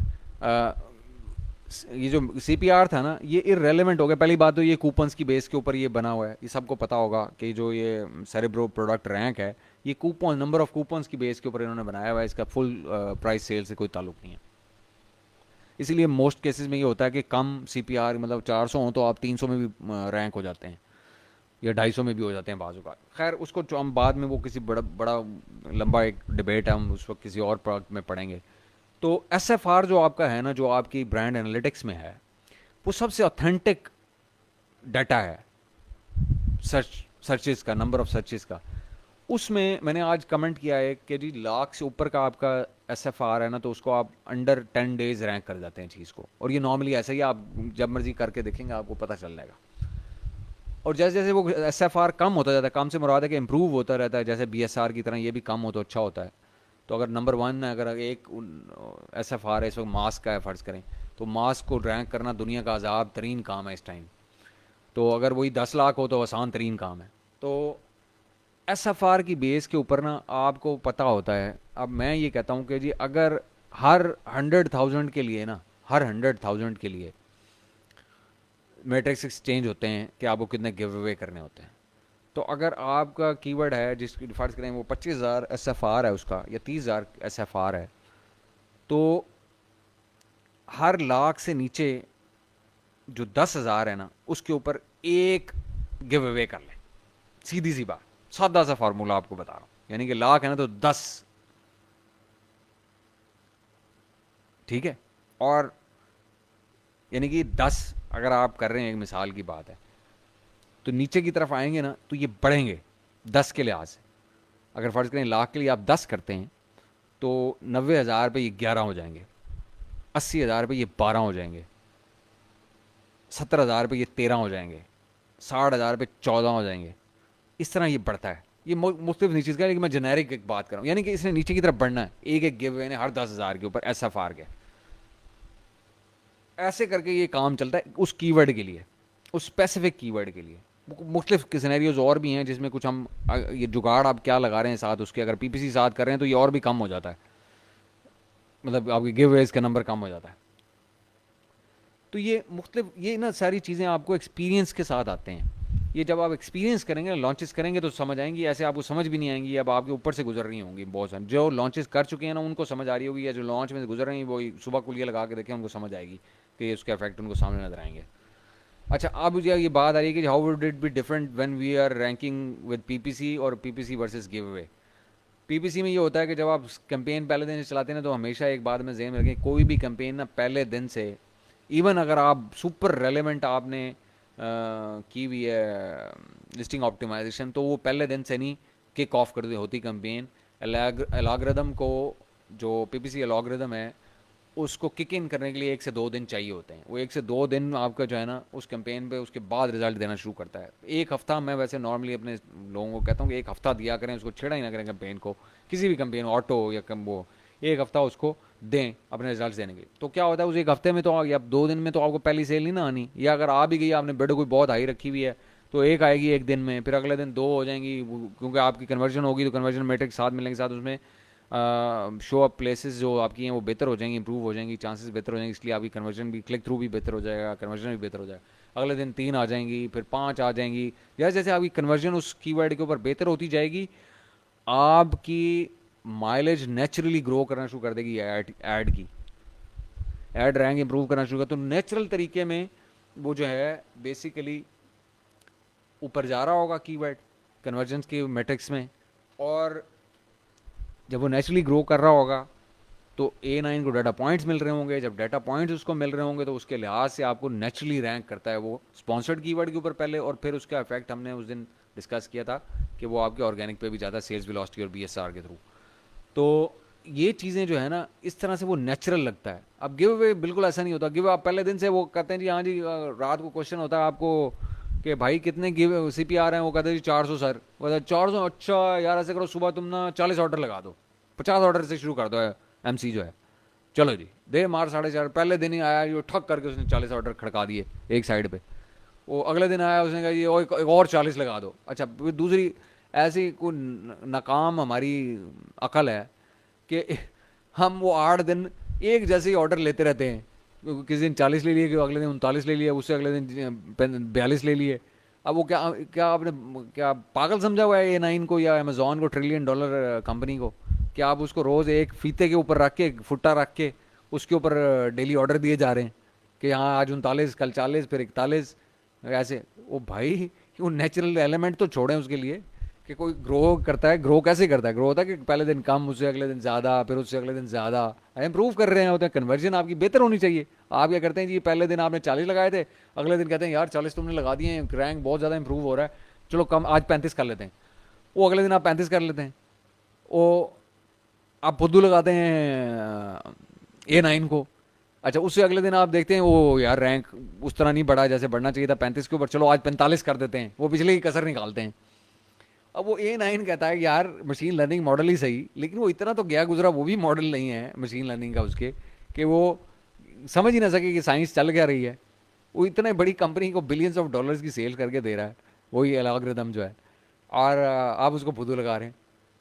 और आप समझ रहे हैं कि आज जी वाह यार, क्या क्या था मज़ेदार, हमने देखे पागल बनाया है अमेजोन को, हमने ऐसी की तैसी कर दी उसकी, हम देखे रैंक करके। वो जब आप ऊपर पहुंचते हो तो पता लगता है अमेजोन कहता है आप उतर, ठीक है मुझे पैसे खिलाते रहो, करते रहो गिव अवे, बैठे हुए मुझे मेरी कन्वर्जन हो रही है, स्टे नहीं करने दूंगा यहाँ पे। जैसे ही नीचे से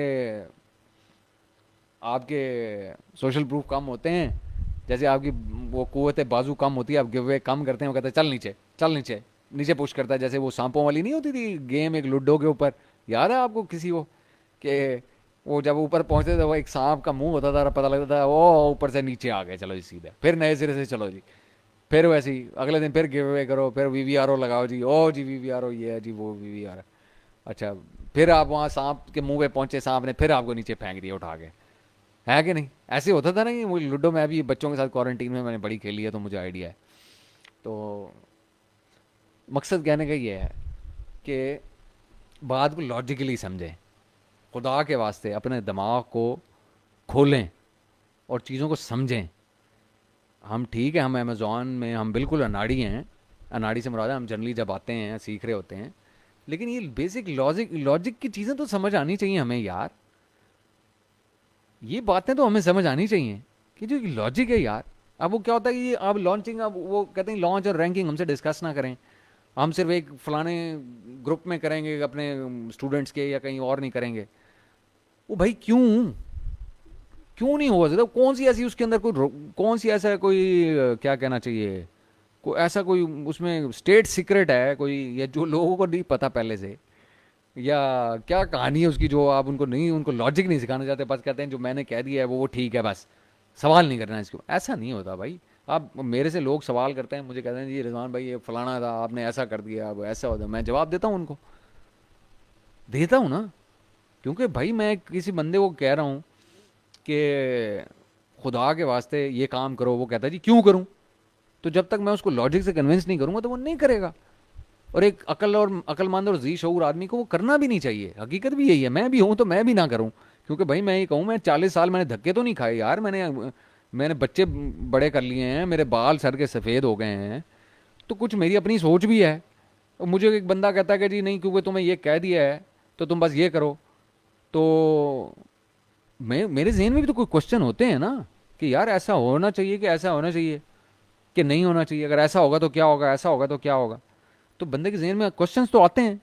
अब जैसे मतलब हम वैसे तो हमारे मज़हब में ये मना है कि जी ये क्वेश्चन किया जाए या इस पे सोचा भी जाए कि अल्लाह कौन है, वो क्या ज़ात है। लेकिन इंसान इंसान है, अल्लाह ने उसको सोचने समझने की सलाहियत दी है, तो क्वेश्चन उसके माइंड में आता है। मतलब मेरे बच्चे पूछते हैं कि जी अल्लाह, अब वो बच्चा मेरा 5 साल का, वो मेरे से पूछता है कि बाबा अल्लाह कौन कहाँ है, अल्लाह कौन है, अल्लाह कहाँ से आए हैं। अब वो छोटा 5 साल का बच्चा है, उसके जहन में ये क्वेश्चन आते हैं। तो हम 50 साल के हो जाएं, 40 साल के हो जाएं, 70 साल के हो जाएं, क्वेश्चन तो हमारे माइंड में भी आते हैं ना। लेकिन क्या है कि उसमें एब्सोल्यूशन है।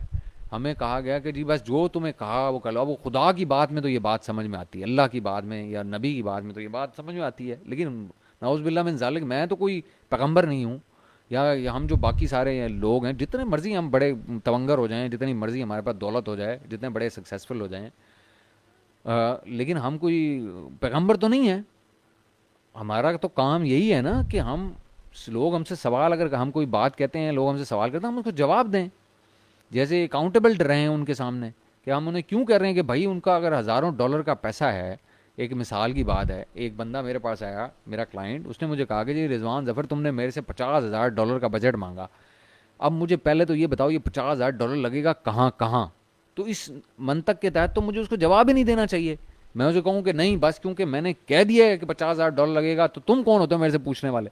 वो पैसा भी उसी का, लगाना भी उसी ने है, चीज़ भी उसी की, और मैं उसको कहूँ कि तुम्हारी ऐसी की तैसी, तुम कौन होते हो मेरे से पूछने वाले कि 50,000 डॉलर कहाँ लगेगा। बताना पड़ता है ना। वो क्लाइंट आता है, वो कहता है जी हाँ जी बजट क्या है, आप उसको बताते हैं जी ये बजट है, ये यहाँ लगेगा, ये यहाँ लगेगा, यहाँ लगेगा, उसकी लॉजिक ये है, इससे ये फ़ायदा होगा, इससे ये फ़ायदा होगा, ये नहीं लगाएंगे तो इससे ये नुकसान होगा, यहाँ नहीं लगाएंगे तो ये नुकसान होगा।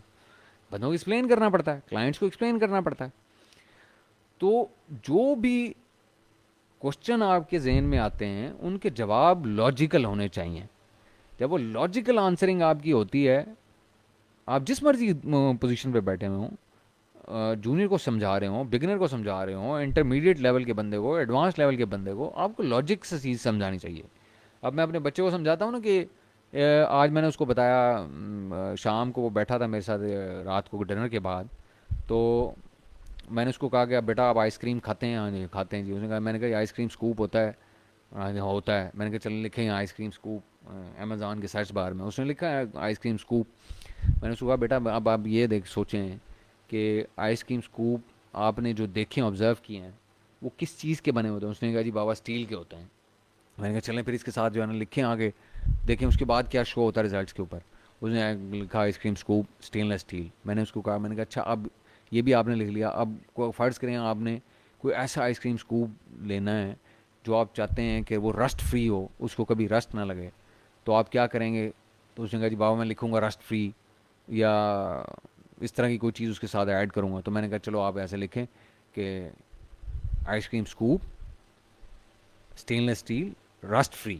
मैंने उसको कहा ये लिख दें आप। मैंने लिखा, उसके बाद जो कोई उसके अंदर दो चार कुछ रिजल्ट्स थे वो सामने आ गई, रिजल्ट सामने आ गया। मैंने उसको समझाया, मैंने कहा बेटा ऐसे सर्च करते हैं, जब आपको किसी चीज़ तक पहुंचना होता है तो अमेज़ॉन के ऊपर सर्च करने का तरीका ये होता है कि आपने उसको वर्ड्स में ट्रांसलेट करना होता है, अपनी इंटेंट को, अपने की जो आप चाहते हैं उसको आप वर्ड्स में सर्च में लिख के समझाते हैं अमेज़ॉन को कि मुझे ये चीज़ें दिखाओ जिसमें ये चीज़ें हों, ये क्वालिटीज़ हों। तो अब उस बच्चे को, एक 10 साल के बच्चे को जब आपको लॉजिकली चीज़ को समझाना होता है, तो क्या जो बंदा यहाँ पे जिसने घाट घाट घाट का पानी पिया हुआ है, जो अमेरिका बैठा है या जो यूके बैठा हुआ है, जो जर्मनी में 10 साल से 12 साल से जॉब कर रहा है या बिज़नेस कर रहा है, तो जब वो मेरे पास एज अ क्लाइंट आता है या वहाँ रहता है, पैदा वहीं हुआ है, वो मेरे पास एज अ क्लाइंट आता है, तो क्या मुझे उसको एक्सप्लेनेशन नहीं देनी पड़ती कि जी मैं जो आपसे 40-50 हज़ार डॉलर का बजट लगवा रहा हूँ, ये कहाँ लगेगा, किस किस चीज़ पे खर्च होगा, कैसे कैसे खर्च होगा, कितने टाइम पीरियड में खर्च होगा। तो बिल्कुल इसका जवाबदेही आपको करनी पड़ती है, और वो लॉजिक से होती है, कन्विंस होता है। अगर आप लॉजिक है आपकी बात में, बेशक उसका नॉलेज पूरा सूरा हो अमेज़ॉन का, लेकिन अगर आप उसको लॉजिकली चीज़ों को समझाएं तो वो समझता है। बेशक वो बिल्कुल चिट्टा अनपढ़ हो अमेज़ॉन का, एक क्लाइंट हो, उसके बाद इन्वेस्टमेंट हो, लेकिन उसको आप लॉजिकली चीज़ों को समझाएं ना कि भाई आपके 50,000 डॉलर में से 3,000 डॉलर फ़र्ज कर लेते हैं हम लगाएंगे आपकी कंपनी बनाने में, आपका ट्रेडमार्क लेने में, आपकी बाकी जो डॉक्यूमेंटेशन वो करने में, को 10-15 हज़ार हम लगाएंगे आपकी प्रोडक्ट को ऑर्डर करने में, फिर कुछ पैसे लगाएंगे हम शिप करने में, कुछ पैसे हम लगाएंगे उसको रैंक करने में, एडवर्टाइज़ करने में। तो आपको चीज़ों को ब्रेक डाउन करके उसको शेयर कर, फिर वो पूछता है कि अच्छा जी आपने ये ऑर्डर नंबर ऑफ यूनिट्स कैसे आपने डिसाइड किया कि कितने आपने, एम ओ क्यू आपकी कितनी होनी चाहिए। वो क्वेश्चन से होते हैं, आपको लॉजिकली जवाब देना पड़ता है। ठीक है कि कुछ लोगों को आप एक्सपेक्ट करते हैं कि जो सीनियर लोग होते हैं उनको ये चीज़ों का पता हो, लेकिन हर बंदे को तो पता नहीं होते। अब क्योंकि हर बंदे को नहीं पता, वो एक इन्वेस्टर था, वो मेरे ग्रुप में आ गया, उसने मुझे आके कहा कि जी आपने $50,000 आप लोगों को कहते हैं इससे नीचे यूएसए में लॉन्च नहीं हो सकती, तो चले मुझे बताएं कि कैसे नहीं हो सकती। मैं आपके ग्रुप में बैठा हुआ हूँ, या मैं आपका क्लाइंट हूँ, या मैंने आपके कोर्स की फ़ी भरी है, तो मुझे बताएं, एक्सप्लेन करें। तो क्या मुझे उसे एक्सप्लेन करना चाहिए या नहीं करना चाहिए? करना चाहिए ना, उसको बताना चाहिए कि कैसे और क्यों वो पैसा लगता है।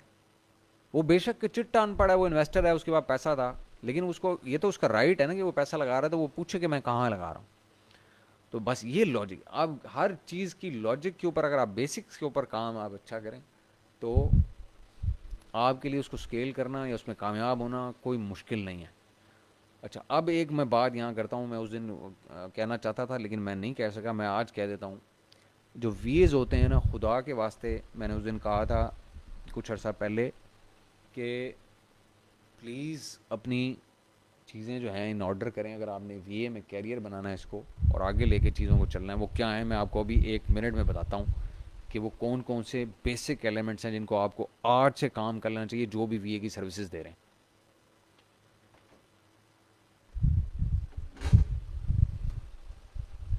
उसमें जो पहली चीज़ है ना, वो ये है, देखें क्या होता है कि जब आप वीए की सर्विसेज ऑफर करें, आप एक मिसाल लेता हूँ मैं आपको, बड़ी सिंपल और सादा सी। आप किसी भी अगर आप सर्विसेज लेने किसी की भी जाते हैं ना, मिसाल के तौर पे आपने अपना कोविड का टेस्ट ही कराना है, तो जब आप जाते हैं ना, तो उनकी एक डाटा गैदरिंग होती है। डाटा गैदरिंग क्या होती है? वो बंदा जो लैब असिस्टेंट खड़ा हुआ होता है, वो क्या कहता है कि जी, आप जैसे जाते हैं वो कहता है अच्छा जी आप हैं आए, क्या कराना है आपने? आप कहते हैं जी मैंने कोविड का टेस्ट कराना है। वो कहता है अच्छा जी कोविड का टेस्ट कराना है, आपका नाम क्या है? आप कहते हैं जी मेरा नाम है रिजवान ज़फ़र। वो कहता है जी अच्छा आपकी उम्र कितनी है जी? आप बताते हैं जी मेरी 42-43 साल मेरी उम्र है जी। वो कहता है अच्छा वेरी नाइस। अच्छा ये बताएं कि आप आए कहाँ से हैं? आप कहते हैं जी मैं वो फ़लानी जगह मेरा घर है जी, मुल्तान से आया हूँ जी, डीजी खां से आया हूँ जी, इस्लामाबाद से आया हूँ जी। अच्छा, अब वो क्या कर रहा होता है? डाटा गैदरिंग कर रहा है। एक फॉर्म होता है उसके सामने, उसमें वो डाटा या रजिस्टर होगा उसके सामने, अगर अच्छी लैब होगी तो वो अपने कंप्यूटर में ऐड कर रहा होगा। करने के बाद वो क्या करता है? एक परफॉर्मा प्रिंट आउट निकालता है या पर्ची बनाता है, और वो पर्ची बना के आगे उसको एक प्रोसेस में डालता है। ऐसे ही होता है ना, ये नॉर्मल, ये तो नॉर्मल आपके ऑब्जर्वेशन की चीज़ें हमारी डे टू डे लाइफ के अंदर से। तो आप उसके एक क्लाइंट होते हैं, उसने आपसे डाटा गैदरिंग की, आपका मकसद पूछा, और फिर उससे आगे उसके आपको सर्विस देने के लिए, वो जो बेसिक चीज़ें थी पूरी करने के बाद उसने सर्विस देने के लिए आपको प्रोसेस में डाला। एक वीए के लिए एग्जैक्टली यही सिनेरियो होता है। जब वीए के पास क्लाइंट आता है ना, फ़र्ज़ करें आपने बिड किया है एक अपवर्क के ऊपर, एक मिसाल की बात है, या फ्रीलांस या इस पे फाइवर के ऊपर या freelancer.com के ऊपर। तो जब आप बिड करते हैं ना, तो उस बंदे ने, फ़र्ज़ करें किसी बंदे ने प्रोडक्ट हंटिंग करानी है, जो प्रोडक्ट हंटिंग करानी, तो सबसे पहले आपके जहन में क्वेश्चन क्या आता है? आप ये पूछना चाहते हैं क्लाइंट से कि भाईजान आपने प्रोडक्ट हंटिंग करानी है, अच्छा वेरी नाइस, आपने ये सर्विस लेनी है। अब आपको चाहिए होती है डाटा गैदरिंग। डाटा गैदरिंग क्या होती है कि भाई आप किस नेच में हंट कराना चाहते हैं, आपका बजट क्या है, प्राइस कितनी होनी चाहिए, किस नेचर का प्रोडक्ट होना चाहिए, या जो भी कोई आपकी मेट्रिक्स होती हैं हंटिंग की, आपने वो सारा उससे डाटा गैदरिंग करनी होती है कि उसका क्राइटेरिया क्या है जिसे बोलते हैं। अब वो क्राइटेरिया कलेक्ट करने के लिए अगर आप उसे चैट के अंदर पूछ रहे हों, तो उसका इंप्रेशन अच्छा होगा, या आप उसको एक डॉक्यूमेंट भेजें ठक करके, चैट में अटैचमेंट लगा के, जिसके अंदर वो फॉर्म बनाओ सादा वर्ड का, कि उसे कहेंगे जी ये फिल करके मुझे क्वेश्चनेयर जो है ना वापस भेज दें। बताएं मुझे, अपने ईमान से बताएं। आपने अपना टाइम भी बचाया, आपने उसका टाइम भी बचाया, आप हैफ एजेड क्वेश्चन नहीं आपने उससे किए कि जो याद आया पूछ लिया, जो नहीं आया पूछ नहीं पूछा, कुछ चीज़ें रह भी गई। एक प्री सेट परफॉर्मा आपने रखा हुआ था, एक डॉक्यूमेंट बनाया हुआ था, क्वेश्चनेयर बना हुआ था हंटिंग मैट्रिक्स का, वो आपने क्लाइंट को ठक करके फॉरवर्ड कर दिया चैट के अंदर, अपवर्क पे ही कर दिया या व्हाट्सएप पे कर दिया, जहाँ भी आपका दिल किया। तो भाई सबसे पहली चीज़ ये होती है, जो भी सर्विस आप बेचना चाह रहे हो उसके डाटा गैदरिंग के डॉक्यूमेंट्स बनाएं, फॉर्मेट्स, टेम्पलेट्स ये होने चाहिए। आप इंडिविजुअल हों, आप एजेंसी हों, आप टीम ऑफ वो हों, ये टेम्पलेट बने हुए एक फोल्डर में पड़े हों आपके। जैसे ही क्लाइंट आपके पास आए उसको ठक करके वो डॉक्यूमेंट दे दें। ये इस पे कोई पैसा नहीं लगता, इसका इंप्रेशन बड़ा शानदार होता है। उसको ये पता है ये ऑर्गेनाइज्ड बंदा है, इसको पता है काम कैसे करना है, इसको नॉलेज है कि कौन कौन सी चीज़ें इन्वॉल्व होती हैं स्टेप के ऊपर। ये वही चीज़ें मेरे से पूछ रहा है, to the point, without wasting your time, at right at the bull's eye आप उससे चीज़, उसको मैसेज भी पहुंचा देते हैं, उसे डाटा भी गैदर कर लेते हैं, आपका भी काम आसान, उसका भी काम आसान। ये है आपका नंबर वन स्टेप। जो मर्जी दुनिया की आप सर्विस बेचने चले जाएं, फाइवर पे, अपवर्क पे, किसी फ्रीलांसिंग प्लेटफॉर्म पे, फेसबुक के ऊपर, व्हाट्सएप के ऊपर, ग्रुप के ऊपर, आपके पास डॉक्यूमेंट होना चाहिए, क्वेश्चनेयर होने चाहिए। अच्छा, अगर आप थोड़ा सा इसको मॉडर्नाइज करना चाहते हैं लेकिन आपके पास पैसा नहीं है, तो गूगल फॉर्म से काम ले लें, उसको लिंक भेज दें कि भाईजान ये लिंक है, उससे आपकी डेटाबेस भी बनती रहेगी। जो भी आप सर्विस कर रहे होंगे, आप प्रोडक्ट की हंटिंग कर रहे हैं फर्स्ट के, उसका एक लिंक फॉर्म का ब्लैंक फॉर्म उसके साथ लिंक भेज दें कि सर इसको ऑनलाइन एंटर कर दें। पीछे वर्कशीट, गूगल शीट लगी हुई होगी, उसके अंदर वो रिकॉर्ड आपका सेव हो जाएगा, फ्यूचर में एक्सेसिबल भी होगा आपके लिए भी, कहीं भूल जाते हैं कागज़ भी संभालने नहीं पड़ेंगे। थोड़ा और एडवांस होना चाहते हैं, थोड़ा और अच्छा इंप्रेशन देना चाहते हैं, तो भाई मैंने उस दिन आपको कहा था कि खुदा के वास्ते एक $15 में वेबसाइट बनती है, $15 में होस्टिंग समेत। उस पर एक वेबसाइट बनाएं, उस पर सिर्फ एलिमेंटर का एक फॉर्म डाल दें, एलिमेंटर से वो फॉर्म बन जाता है, फील्ड्स डाल के वो जो उसका फॉर्म बिल्डर होता है उससे आप एक एलिमेंटर के अंदर लगाएं और उसको एक लिंक दे दें कि सर काइंडली इस फॉर्म को फिल कर दें। That is it. कोई नाम की जरूरत नहीं, कोई लेना नहीं, कोई देना नहीं। वो आपकी वेबसाइट भी साथ चली गई, प्रोफेशनलिज्म भी साथ चला गया, आपका फॉर्म भी चला गया, रिकॉर्ड भी मौजूद रहेगा, ऑनलाइन प्रेजेंस भी हो गई, हर लिहाज से आपकी चीज़ें पूरी हो गई। हर सर्विस का खुदा के वास्ते एक टेम्पलेट बना लें, एक फॉर्म बना लें, एक क्वेश्चनेयर बना लें और उसको सामने रखें और अपने क्लाइंट्स के साथ उसी के थ्रू बात करें और वो आपके पास रिकॉर्ड होगा। जब क्लाइंट कहीं फिरेगा बाद में कि नहीं मैंने ये तो मैट्रिक्स नहीं दी थी, या ये हमारे दरमियान तय नहीं हुआ था, या ये चीज़ें, तो आप उसको कहेंगे ये सर यही लिंक है, ये डाटा है टेबल में जो आपने अपने हाथ से डाला था, ये लें जी। अब इसमें कोई बोन ऑफ कंटेंशन रहेगी नहीं, पैदा ही नहीं हो सकती, प्रॉब्लम ही नहीं जनरेट हो सकता, कोई लॉस ऑफ मीनिंग नहीं होगा over a period of time. 6 महीने पहले कहीं भी बात नहीं भूलेंगे, 3 महीने कहीं पहले कहीं भी बात नहीं भूलेंगे। तो खुदारा ज़रा इस पर थोड़ा सा टाइम लगाएं। जहाँ आप हंटिंग कर रहे हैं, को डेली के 15-15 मिनट लगा के एक एक परफॉर्मा बना लें हर चीज़ का, और वो अपने लिहाज से बना लें। और वो ये मैं इसलिए कहता हूँ कि ना भेजने दे भाई, वो ना भेजने दे वेबसाइट का लिंक, परफॉर्मा बना लें भाई, डॉक्यूमेंट बना लें, कोई मसला नहीं है। और उसको जैसे ही वो वहाँ से डॉक्यूमेंट आपको फिल करके भेजे, आप खुद 2 मिनट लगा के गूगल फॉर्म में खुद एंटर कर लें, आप अपनी वेबसाइट में एंटर कर लें, रिकॉर्ड अपने क्लाइंट का, वो देखें, वो आपका सोशल प्रूफ है कि जी मेरे इतने नंबर ऑफ क्लाइंट्स। आप एक स्क्रीनशॉट खींच के उसको शेयर कर दें कि ये देखें जी मैंने इतने पहले लोगों की प्रोडक्ट हंटिंग की है, इतने क्राइटेरिया लोगों का मेरे पास, ये देखें मेरी वेबसाइट के अंदर पड़ा हुआ है, मैं आपके साथ शेयर कर। और सोशल प्रूफ की आपको बाहर की ज़रूरत ही नहीं भाई किसी की। अब वही डाटा चाहिए, एक्सेल की शीट से बेहतर वो होता है कि जो आपकी वेबसाइट का आप सिर्फ स्क्रीनशॉट लेके उसका भेज देंगे, ये देखिए मेरा डाटा बेस है मेरी वेबसाइट की, इसके अंदर मैंने इतने लोगों को पहले ये सर्विस दी है। कोई अगर आपसे आते क्लाइंट मांगते हैं कि भाई मैं आपको क्यों हायर करूँ, उसे कहें ये लें सर, इजीली हायर करें, क्योंकि इतने लोगों को मैं सर्विस दे चुका हूँ कामयाबी से। ये मेरे फाइवर की या अपवर्क की प्रोफाइल से तो पता लग ही रहा है आपको, नहीं अगर आपको पता तो ये देखे पीछे मैं ऐसा ऑर्गेनाइज तरीके से काम कर रहा हूँ। तो आपको ये चीज़ें आपको खुद समझनी चाहिए, थोड़ा सिस्टमेटिक तरीके से चलना चाहिए, अक्ल इस्तेमाल करनी चाहिए, लॉजिक पे बिलीव करना चाहिए। ऐसे सोशल प्रूफ वहाँ उन जगहों से पैदा करें जहाँ से नॉर्मली लोग नहीं सोचते। यही आपका डिफ्रेंसिएशन पॉइंट है बाकी सारे जितने भी लोग बीए सर्विसेज बेच रहे हैं। तो सबसे पहला जो मेरा लेसन है ना आपके लिए वो यही है, मेरे दोस्त, मेरे भाई जितने भी यहाँ पे सुन रहे हैं मुझे, जो वीए की सर्विसेज देना चाहते हैं या दे रहे हैं, कि सबसे पहले अपने आप को ऑर्गेनाइज करें। हर चीज़ का क्वेश्चन हो आपके पास, पूरा क्या कहना चाहिए, रोड मैप होना चाहिए कि आप कहाँ से शुरू होंगे, कहाँ तक जाएंगे। जिस भी नोड पे आपका क्लाइंट एंटर होगा, फ़र्ज़ करें वो अगर सोर्सिंग पे ऐड एंटर हुआ है और वो लिस्टिंग ऑप्टिमाइजेशन तक जाता है, तो उसमें जितने टेम्पलेट्स इन्वॉल्व हैं वो आप उसको एक साथ भेज दें या टाइम टू टाइम भेजते रहें। जब पिछली नोड आपकी कंप्लीट हो जाए तो अगली चीज़ भेज दें। इस तरह कोई ए टू जी है तो उसको ए टू जी आपके पास चीज़ें होनी चाहिए। और अगर कोई सिर्फ लॉन्च रैंक कराने के लिए आता है तो सिर्फ लॉन्च रैंक का होना चाहिए।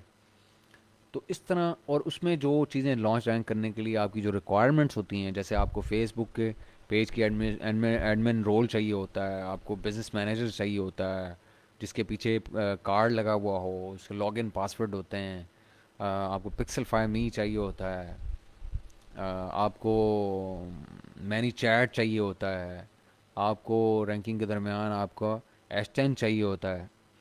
ये सारी चीज़ें जो है ना, ये परफॉर्म में उसको भेजें, बना के टक करके उसको एक क्लिक में भेजेंगे, सर इसके आगे ना फिल कर दें आपका पिक्सल 5 मी लॉगिन पासवर्ड क्या है, आपका एडमिन आपने बनाया, चेकलिस्ट बना के उसको दे दें। परफॉर्मा हो एक एक एक सफ़े का सिर्फ, कि ये करें भाई, ये करें भाई, ये करें। तो मकसद कहने का ये है कि हर बंदे को पर्सनलाइज्ड फीलिंग दें, और बगैर टाइम वेस्ट किए होनी चाहिए ये चीज़ें। और वो ऐसी होंगी जब आपके पास पहले से एक रोड मैप या डॉक्यूमेंट बना हुआ होगा जो आप उसको फ्लोट कर देंगे कि ये लें भाई, यहाँ से इसको फिल करके मुझे भेज दें, अपना भी टाइम बचाएं, मेरा भी टाइम बचाएं। और वो डॉक्यूमेंट भी हो जाए ताकि फ्यूचर में आपके काम आते रहे, आप भूलेंगे भी नहीं कि जी अगले दिन भूल जाएं कि जी पासवर्ड की सी यार, वो पिक्सल 5 मी था। हम शुरू में होते थे ना, हमारे साथ ये प्रॉब्लम होता था कि यार वो इतने पिक्सल 5 मी हमारे पास चल रहे हैं, इसका जो हमने वो बनाना है। अच्छा, एक काम और खुदा के वास्ते अपने जहन में रखें, किसी के पिक्सल 5 मी में किसी दूसरे बंदे का लिंक जनरेट ना करें, यूआरएल जनरेट ना करें। ये बहुत इंपॉर्टेंट बात है। एक तो वो नॉन डिस्क्लोजर एग्रीमेंट जो आपका और आपके क्लाइंट के दरमियान होता है उसकी वायलेशन होती है। दूसरा, वो ये नॉन एथिकल है, सबसे बड़ी बात है, अनएथिकल है ये।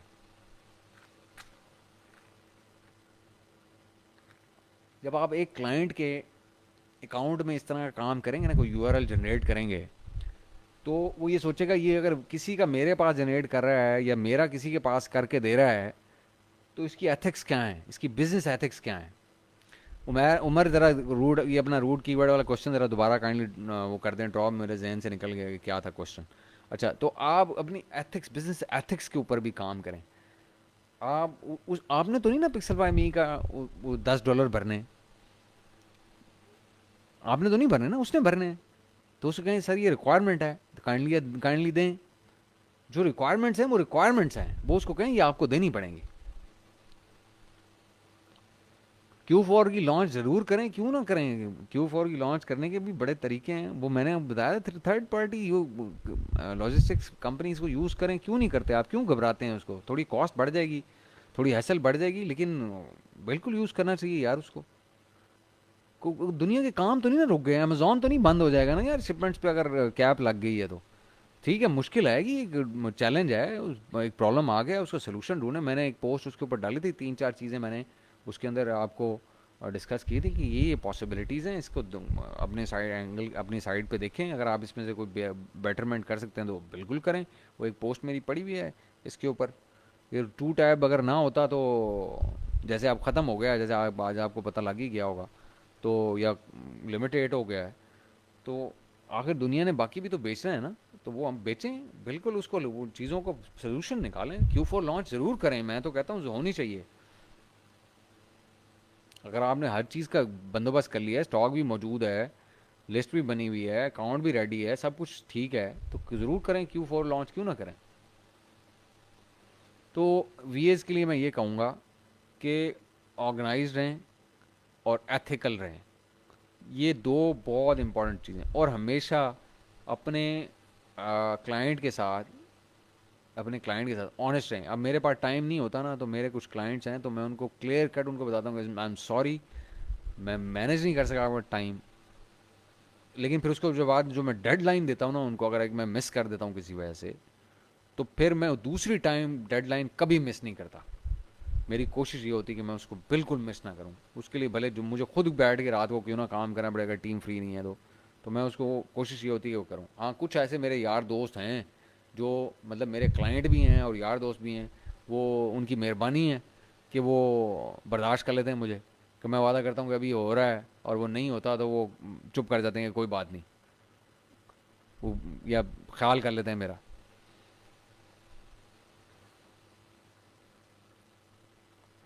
कुछ नहीं होता है अमेज़ोन को यार, कुछ नहीं होता है अमेज़ोन। अगर बात ये है कि हम यहाँ सिर्फ अमेज़ोन तो नहीं सीख रहे, हम तो यहाँ इस ग्रुप में कम से कम हम तो अमेज़ोन को सिर्फ एक डिस्ट्रीब्यूशन चैनल के तौर पे सीख रहे हैं। बड़ी सीधी और सच्ची बात है, मैं आपको बताऊँ, मेरा तो ऑब्जेक्टिव ये है इस ग्रुप का कि मैं आपका ब्रांड खड़ा कराऊँ और उसमें सिर्फ डिस्ट्रीब्यूशन चैनल एक अमेज़ोन हो, बाकी वॉलमार्ट हो, ईबे हो और आपकी अपनी वेबसाइट हो। तो हम तो अमेज़ॉन को एक डिस्ट्रीब्यूशन चैनल के तौर पे पढ़ना चाहते हैं, मैं पढ़ाना चाहता हूँ। ठीक है, मैं उसका पूरा इन डेप्थ नॉलेज आपको दे दूंगा, लेकिन मेरी एडवाइस आपको हमेशा यही रहेगी कि अगर आप मेरे से पर्सनल एडवाइस मांगेंगे तो कि इसको एज अ डिस्ट्रीब्यूशन चैनल, सिर्फ एक सेल्स चैनल के तौर के ऊपर यूज़ करें, इसको बिजनेस पूरा डिपेंडेंट इसके ऊपर ना करें। मेरी तो एडवाइस उसामा ये है कि, और इसके फ्यूचर को कुछ नहीं होता। रूट कीवर्ड उसाम उमर ये होता है जो एक जेनेरिक कीवर्ड लेके आप सर्च कर, जैसे मिसाल के तौर पे हमने उस दिन देखा था कि रोलिंग पिन जो है, जिसे बेलन कहते हैं, आपके घर में किचन में यूज़ होता होगा, रोटी का जो बेलन होता है, रोटी वो करने का, चपाती को। अब वो रोलिंग पिन जो है वो एक रूट कीवर्ड है। अब रोलिंग पिन वुडन, ये उसका एक मॉडिफायर है। वुडन जब सा लगता है, वुडन उसका मॉडिफायर है। रोलिंग पिन मॉडिफायर बना के उसको रोलिंग पिन वुडन कर देता है। और अगर आप उसको कहें कोई उसके अंदर ट्रेंड, जैसे वो आजकल आए हुए एडजस्टेबल हाइट के रोलिंग पिन्स आई हुई हैं, तो एडजस्टेबल जैसे हो गया, या कलर को स्पेसिफाई कर दें आप उसमें, या स्टील का कर लें, या कुछ भी है। तो रूट वो होता है बेसिकली जो सीड कीवर्ड होता है। सीड कीवर्ड से मतलब जिससे जो जेनेरिक नेम होता है प्रोडक्ट का, उसको हम बेसिकली रूट कीवर्ड कहते हैं। शॉपिफाई एड्स और एटसी एड्स ये इंशाल्लाह हम कवर करेंगे, इंशाल्लाह ज़रूर कवर करेंगे। दोनों एड्स को कवर करेंगे, शॉपिफाई को भी और एटसी को भी। नहीं, उनके प्रिंसिपल्स डिफरेंट हैं। वॉलमार्ट के तो मिलते जुलते हैं, ईबे के तो खैर डिफरेंट प्रिंसिपल हैं, उसकी तो डिफरेंट कहानी है। वो हम ईबे को भी टच करेंगे। हम वॉलमार्ट को जाना है अमेज़ॉन के बाद जो है, वॉलमार्ट को टच करेंगे। उसकी वजह यह है कि मैं आपको सीधी और सच्ची बात बताता हूँ कि वॉलमार्ट ने अपनी एफ बी ए सर्विस शुरू कर दी है शॉपिफाई के साथ मिलके। और साथ में उन्होंने वॉलमार्ट प्लस शुरू कर दिया है। तो वो एक ग्रोथ, और वहाँ पे अभी बिल्कुल कम है कंपटीशन भी। तो वॉलमार्ट जो है ना, एक बड़ा अच्छा सेल्स चैनल आगे डेवलप होने वाला है। उसको पीरियड लगेगा 5 7 10 साल, लेकिन ना उसके अंदर अभी इन होना बहुत अच्छा है आपके लिए। तो हम वॉलमार्ट को जो है ना, ईबे तो किसी वक्त भी सीखी, ईबे में कोई रॉकेट साइंस नहीं है बेसिकली, उसमें अकाउंट हेल्थ होती है सबसे इंपॉर्टेंट। बाकी तो प्राइस की गेम है सारी सारी। सब कवर करेंगे नुमान या मयार सर। ये देखिए, मैं एक क्वेश्चन के आंसर में मैं ये सारी चीज़ें, ये सारा एक्सपीरियंस जो है ना, एक कमेंट के अंदर मैं नहीं उसको क्लियर कर सकता। ये हम मेथडोलॉजिकल वे में, मेथडोलॉजिकल क्या होता है, एक मेथडोलॉजी को सामने रख के हम इसको सारी चीज़ों को इंशाल्लाह सबको टच करेंगे, यहीं इसी ग्रुप पे टच करेंगे। और कवर करेंगे हम इसके अंदर ये कोशिश। वॉलमार्ट का कुछ पोर्शन उसके अंदर है, लेकिन वो इतना कॉम्प्रिहेंसिव अभी एट दिस स्टेज नहीं है, लेकिन हम उसको कवर करेंगे इंशाल्लाह आगे चल के। और जो एटसी बड़ी अच्छी मार्केट प्लेस है वैसे, Etsy is a very good market place, trend को बड़ा अच्छे तरीके से रिफ्लेक्ट करती है। और ट्रेंड जो हैं एटसी के, बाद भी कोरोना के दिनों में मैं कुछ ट्रेंड्स देख रहा था, वो बहुत ही शानदार थे। लोग बहुत अच्छी सेलिंग कर रहे थे एटसी के ऊपर, बहुत अच्छे, बहुत अच्छे पैसे बना रहे थे। चलें जी, मेरा ख्याल है 3 बज गए। अब अल्लाह हाफिज़ कर लें। हमने तो छोटे से सेशन की बात करी थी कि भाई रिसोर्सफुल हों। असल फिर मेरा मैसेज जो था वो ये था कि रिसोर्सफुल हों, और रिसोर्सफुल होने के लिए आपको सिर्फ एक लैपटॉप या कंप्यूटर चाहिए या फ़ोन चाहिए और इंटरनेट कनेक्शन चाहिए। बाकी आप ग्रुप्स में घुस जाएं, उनके डॉक्यूमेंट्स रिसोर्सेज में घुस जाएं, उसकी फ़ाइल सेक्शन में घुस जाएं, वीडियो सेक्शन में घुस जाएं, और उसको खंगालें। उसमें हर किस्म की चीज़ें हैं, उसको उस पर हैंड्स ऑन करें। और हैंड्स ऑन करने के बाद ज़रूरी है कि आप क्वेश्चन पूछें आगे ग्रुप्स के ऊपर, जो भी ग्रुप है, इसमें ना पूछें, किसी और पे पूछ लें, लर्न करें। एफबीए की मैट्रिक्स अच्छी होती हैं, जल्दी रैंक हो जाता है उमर, तो एडवाइजेबल यही है कि एफबीए ही कर रहे हो आप।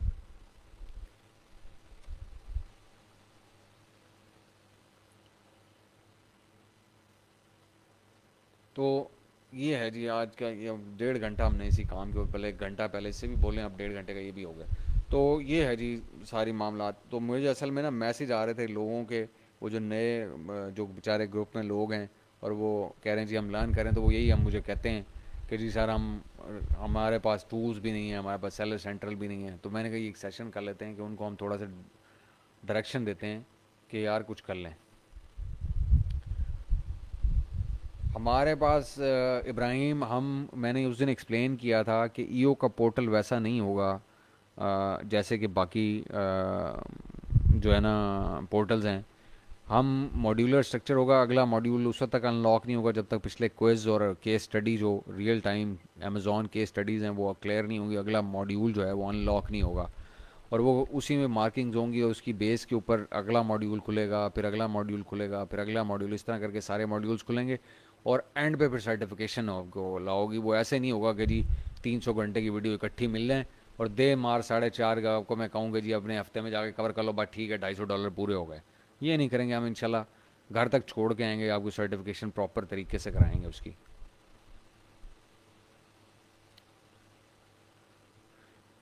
सीरीज़ क्या होनी चाहिए मुझे समझ नहीं आई। सुमैर मुझे दोबारा अगर क्वेश्चन रीफ्रेज कर दें कि किस तरह से कहाँ से शुरू करें, आप ये पूछना चाहते हैं। मुल्तान की ऑफिस की टाइमिंग वही 9 to 5 है, लेकिन अभी तक हमने ऑफिस रिज्यूम नहीं किया। हमने 14 अगस्त के बाद करना था, उस पर अभी फैसला नहीं किया। आज आए हुए थे लोग, कल देखें शायद हम इसके ऊपर कोई फैसला करें। आउटसोर्सिंग में क्वालिटी ऑफ वर्क, ये बहुत बड़ा चैलेंज है, ये बहुत बड़ा चैलेंज है। देखें इसके लिए सबसे इम्पोर्टेंट चीज़ तो ये है चाम, कि आपको खुद भी कुछ नो हाउ हो कि क्वालिटी को चेक कहाँ से करना है। मिसाल के तौर पे आज एक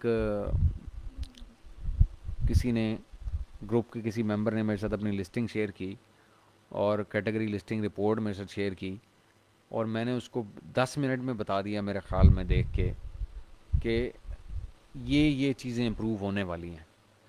वो खुद किया था उसने काम जो भी किया था, लेकिन मैंने उसको 10 मिनट में 5-7 पॉइंट्स बता दिए, एक गो थ्रू करते हुए मुख्तलिफ कैटेगरी लिस्टिंग रिपोर्ट के कॉलम से कि ये इम्प्रूव करने की ज़रूरत है, यहाँ इम्प्रूव, यहाँ पे।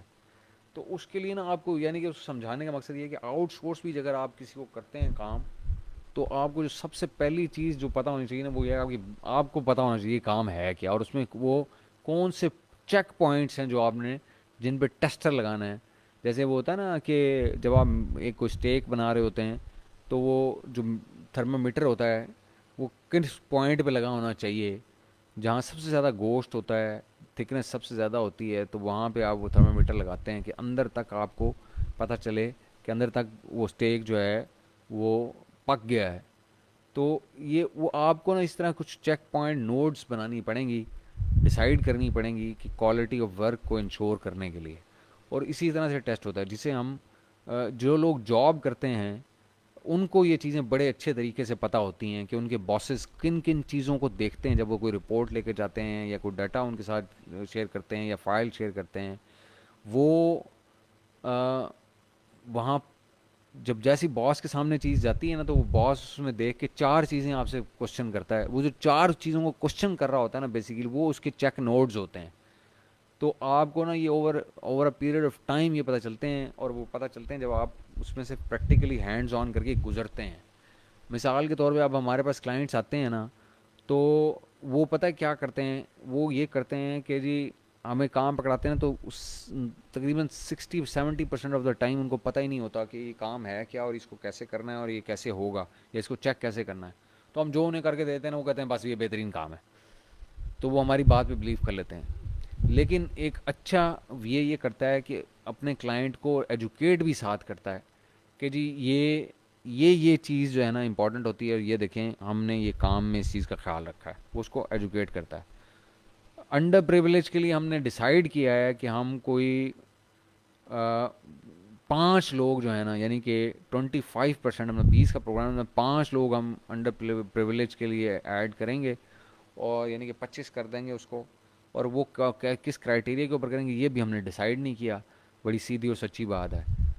वो हम 5 5 लोग या जितने भी होंगे, जब भी जितने का भी बैच लगेगा उसके 25% हम साथ अंडर प्रिविलेज को देंगे इंशाल्लाह, फ्री ऑफ कॉस्ट। अल्लाह हमारे तौफीक दे हमें कि हम उसको पूरा कर सकें इस वादे को। कोर्स अकॉर्डिंग उम्र, उसमें से कुछ पोर्शन ऐसे होंगे जो कि अवेलेबल नहीं होंगे, बाकी सारे अवेलेबल हो जाएंगे किसी ना किसी स्टेज के ऊपर, लर्न डैश के थ्रू। वो उसके ऊपर काम हो रहा है जी, ऑफिस के ऊपर। चलें जी, मेरे ख्याल में 3 बज गए हैं, चलते हैं, सोते हैं। बहुत सारे गपशप हो गई आज, मैंने बड़े काम करने हैं। अभी मेरे टेबल के ऊपर बड़े स्टाफ ने चीज़ें भेजी हुई हैं, मैंने देखनी है। तो आप लोग भी जाके रेस्ट करें और खुदा के वास्ते प्रैक्टिकली अपना भला करें। अगर आप नहीं करेंगे तो जो कर जाएगा उसका भला हो जाएगा और आप रह जाएंगे पीछे।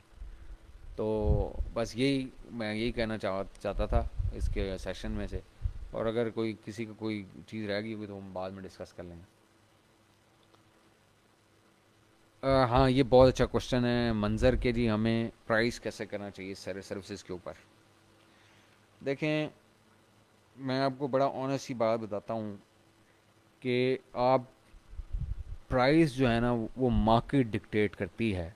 ये बात अपने जहन में रखें कि मेजॉरिटी ऑफ द टाइम्स क्या सर्विस आप सेल कर रहे हैं, इसको आप डिक्टेट नहीं करते प्राइस को, ये मार्केट डिक्टेट कर रही होती है। मार्केट से क्या मुराद है? अपवर्क या फाइवर, ये जो वहाँ पे जो लोग पहले से ये सर्विसेज बेच रहे हैं, तो आपने पहले उनको compete करके उनसे क्लाइंटेल लेनी होती है। और क्लाइंटेल कंप्लीट जब आपके पास एक बंदा आ जाता है तो उससे आप फिर अपसेल्स करते हैं। तो कोशिश ये करें कि ऐसी जगह से स्टार्ट करें जो प्राइस कंपेटिटिव हो और आप अपसेल कर सकें उसके ऊपर। वो अपसेलिंग के ऊपर जो है ना हम मज़ीद बात करेंगे, ये क्योंकि ये काफ़ी बड़ा सब्जेक्ट है कि सर्विसेज की प्राइसिंग क्या होनी चाहिए और उसको अपसेल कैसे करना है। ये हम किसी ना एक कुछ सेशन और लगा लेंगे और इसके ऊपर हम डिस्कस करेंगे। इसको इन डेप्थ मेरे ख्याल में स्टडी या डिस्कस करने की ज़रूरत है, क्योंकि इतना छोटे से टाइम में हो नहीं सकता। लेकिन आप मेजर एक पॉइंट जो आपको, just to answer your question, कि जो एक सर्विस है उसकी जो प्राइस है, जो एक प्रोडक्ट की तरह अमेज़ॉन पे वो मार्केट डिक्टेट कर रही होती है। उस प्राइस ब्रैकेट से अगर आप बाहर निकलेंगे तो आपके ऑर्डर्स कम हो जाएंगे। बस ये जहन में रखें। सुमेर, लेक्चर कहाँ से स्टार्ट करें? लेक्चर मेरे भाई, अब मैं कैसे आपको बताऊं कि कहाँ से स्टार्ट करें। सबसे पहले तो आप जाके स्टार्ट करें ना, वो है अमेज़ॉन की ग्लॉसरी पढ़ें जो ग्रुप के अंदर पड़ी है, वो बहुत ज़रूरी है। देखें, ये मैं नए बिगनर्स जितने भी यहाँ पे लेक्चर में ये सुन रहे हैं सेशन में, वो काइंडली अपने पल्ले ये बांध लें कि अमेज़ॉन की official unofficial glossary of terms जो है ना, वो आपका स्टार्टिंग पॉइंट है। बस पहला मेरा आपको एक ही तंबी एडवाइस है, उसको पढ़ें। उसमें जो टर्म्स आ रही हैं, जो उसके अंदर वर्ड्स यूज़ हो रहे हैं, उसको समझें। उनके पीछे अगर आप उनके सवालों के जवाब, अगर एक टर्म है और उसके आपको सवाल का जवाब नहीं पता चला, तो आप उसके पीछे चेज़ करेंगे ना कि जी क्लिक थ्रू रेट क्या होता है, तो उस क्लिक थ्रू रेट में ना 50 चीज़ें आगे निकलेंगी समझने की आपके। तो अगर आप ये ग्लॉसरी ऑफ टर्म्स सिर्फ उठा लेना, तो उसके सारे, मैं तो ये समझता हूँ कि वो जो ग्लॉसरी ऑफ टर्म्स है ना, उसके अंदर से पूरा अमेज़ॉन निकलता है।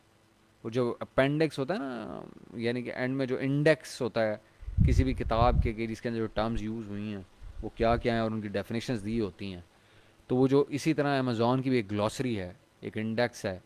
उस इंडेक्स के अंदर जाके आप टर्म्स उठा लें और उसके अंदर से अपने क्वेश्चंस शुरू कर दें। तो आपको लेक्चर्स की भी खुद, हम आपको खुद ही गाइड करते रहेंगे यहाँ ग्रुप के ऊपर कि अब फलानी जाके वीडियो पढ़ लो, अब फलानी वीडियो देख लो, अब फलानी पोस्ट पढ़ लो। तो इस तरह हम चलेंगे। Thank you very much everybody, thank you very much for your time. आपने इतने लंबी मेरी सारी ये डिस्कशन सुनी, बर्दाश्त की। तो इंशाल्लाह फिर यार जिंदा सोबत बाकी। Thank you very much.